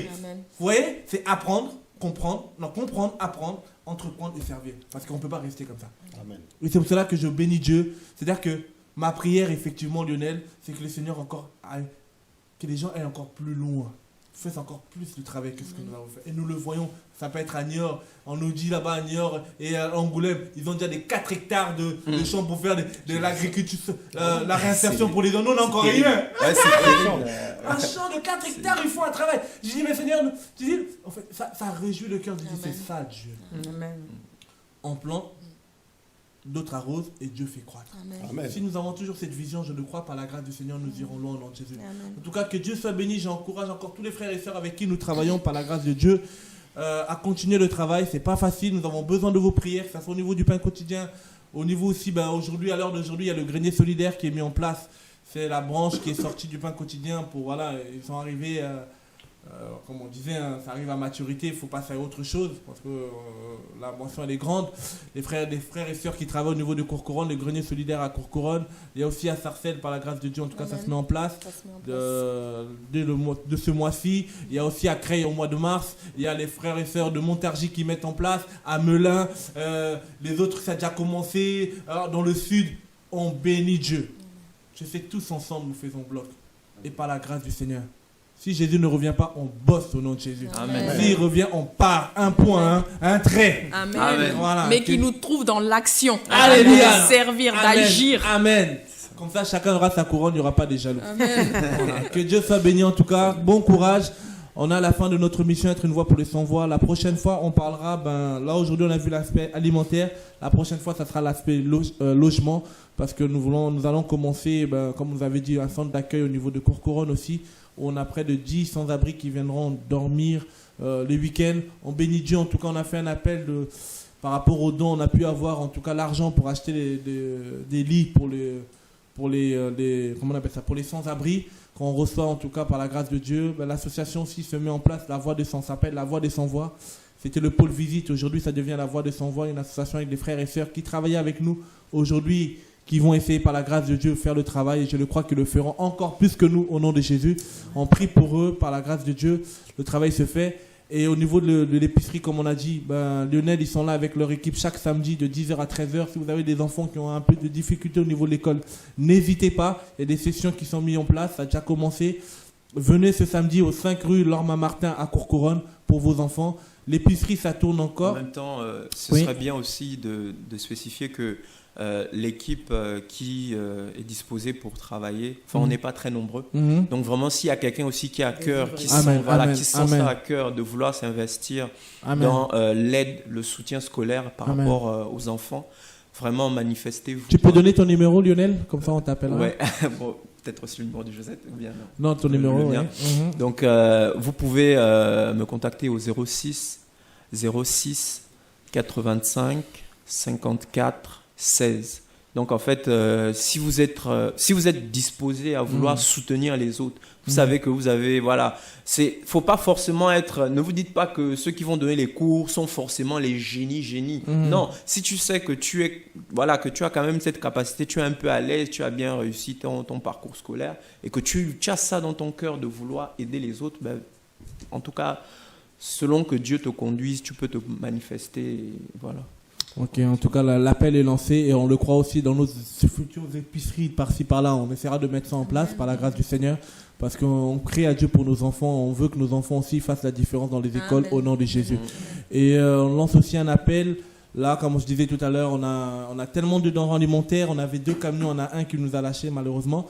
On a encore de plus en plus de besoins. Nous avons à cœur d'acheter un camion frigorifique à une hauteur de 3 000 €. Et je le crois que Dieu va pourvoir aux besoins par sa grâce. On vous le dit. Et ça va permettre encore d'aller récupérer les denrées alimentaires, que ce soit dans les différents Auchan et Carrefour. Les portes s'ouvrent encore de plus en plus de denrées alimentaires. On a près de 300 familles qu'on doit soutenir. Et il faut aussi avoir une bonne camionnette qui pourra ne pas nous lâcher en cours de route comme celui qui nous a lâchés malheureusement. Voilà, on fait un appel pour ceux qui ont un cœur. Il y a notre site internet www.pain-quotidien.org ou dans nos différents réseaux sociaux Pain Quotidien, que ce soit sur Facebook, Twitter et tout le reste, pour voir ces réseaux sociaux. On s'en sert pour vous faire un bilan du travail qui se fait, la transparence aussi du travail qui se fait. Et voilà, on a besoin de vos prières. Si vous aimez Jésus, vous sentez que vous avez ça à cœur de mettre en travail au niveau d'une épicerie solidaire, vous voulez vous former, Nous sommes là. Vous pouvez nous écrire sur le site internet aussi. Hein, il y a un onglet mail. Vous pouvez nous écrire, vous pouvez vous joindre. La seule condition qu'on demande aux gens, aimer Jésus. Amen. Alléluia, voilà, aimer Jésus. Ils ne vont pas venir nous gâter. Voilà, si tu aimes Jésus, on avance. Si tu ne veux pas de Jésus, on n'a rien à faire ensemble. Mais je crois qu'il y en a qui aiment Jésus et on fera le travail qu'il faut par la grâce de Dieu parce que Amos 3.3 nous dit 2 personnes ne peuvent pas avancer ensemble sans être concertées. C'est Jésus. S'il n'y a pas Jésus, on est séparés. S'il y a Jésus, tous ensemble, avec nos différences, voilà, vous allez vous rendre compte, on n'est pas aussi facile, on est aussi exigeant sur certaines choses. Mais c'est que sûr, on veut glorifier le nom du Seigneur. Vous êtes le bienvenu à travailler avec nous. Sinon, ce que vous pouvez faire, c'est nous soutenir. Déjà, dans la prière, on a besoin de vos prières. Les choses s'agrandissent, les choses s'avancent. Il y en a des frères et sœurs qui prennent aussi l'autonomie dans le travail. Et je le crois par la grâce de Dieu, comme Dieu donne la vision, donne aussi la provision, ils iront de l'avant. On a besoin de vous. Merci pour vos prières. Je prie aussi, je bénis Dieu par rapport au travail aussi qui se fait au niveau de la Côte d'Ivoire avec la fondation Eau de Vie. Je donne un site, c'est un dernier site, c'est www.eaudevie.org. C'est le nouveau site de la fondation Eau de Vie. Ils ont fait une émission le 31 janvier, si je ne me trompe pas, avec notre frère Yann et la sœur Kibefo. Le travail continue au niveau de la prison en Côte d'Ivoire de la Maca. Et il y a un orphelinat qui sera mis en place dans un futur très proche. En tout cas, on bénit Dieu pour le travail qui se fait au niveau de la Côte d'Ivoire. Et je sais que Dieu est fidèle. En tout cas, prions aussi pour eux, que le travail s'agrandit au niveau de la prison. En tout cas, bon courage. À notre prochaine émission, Être une voix pour les sans-voix. Au revoir.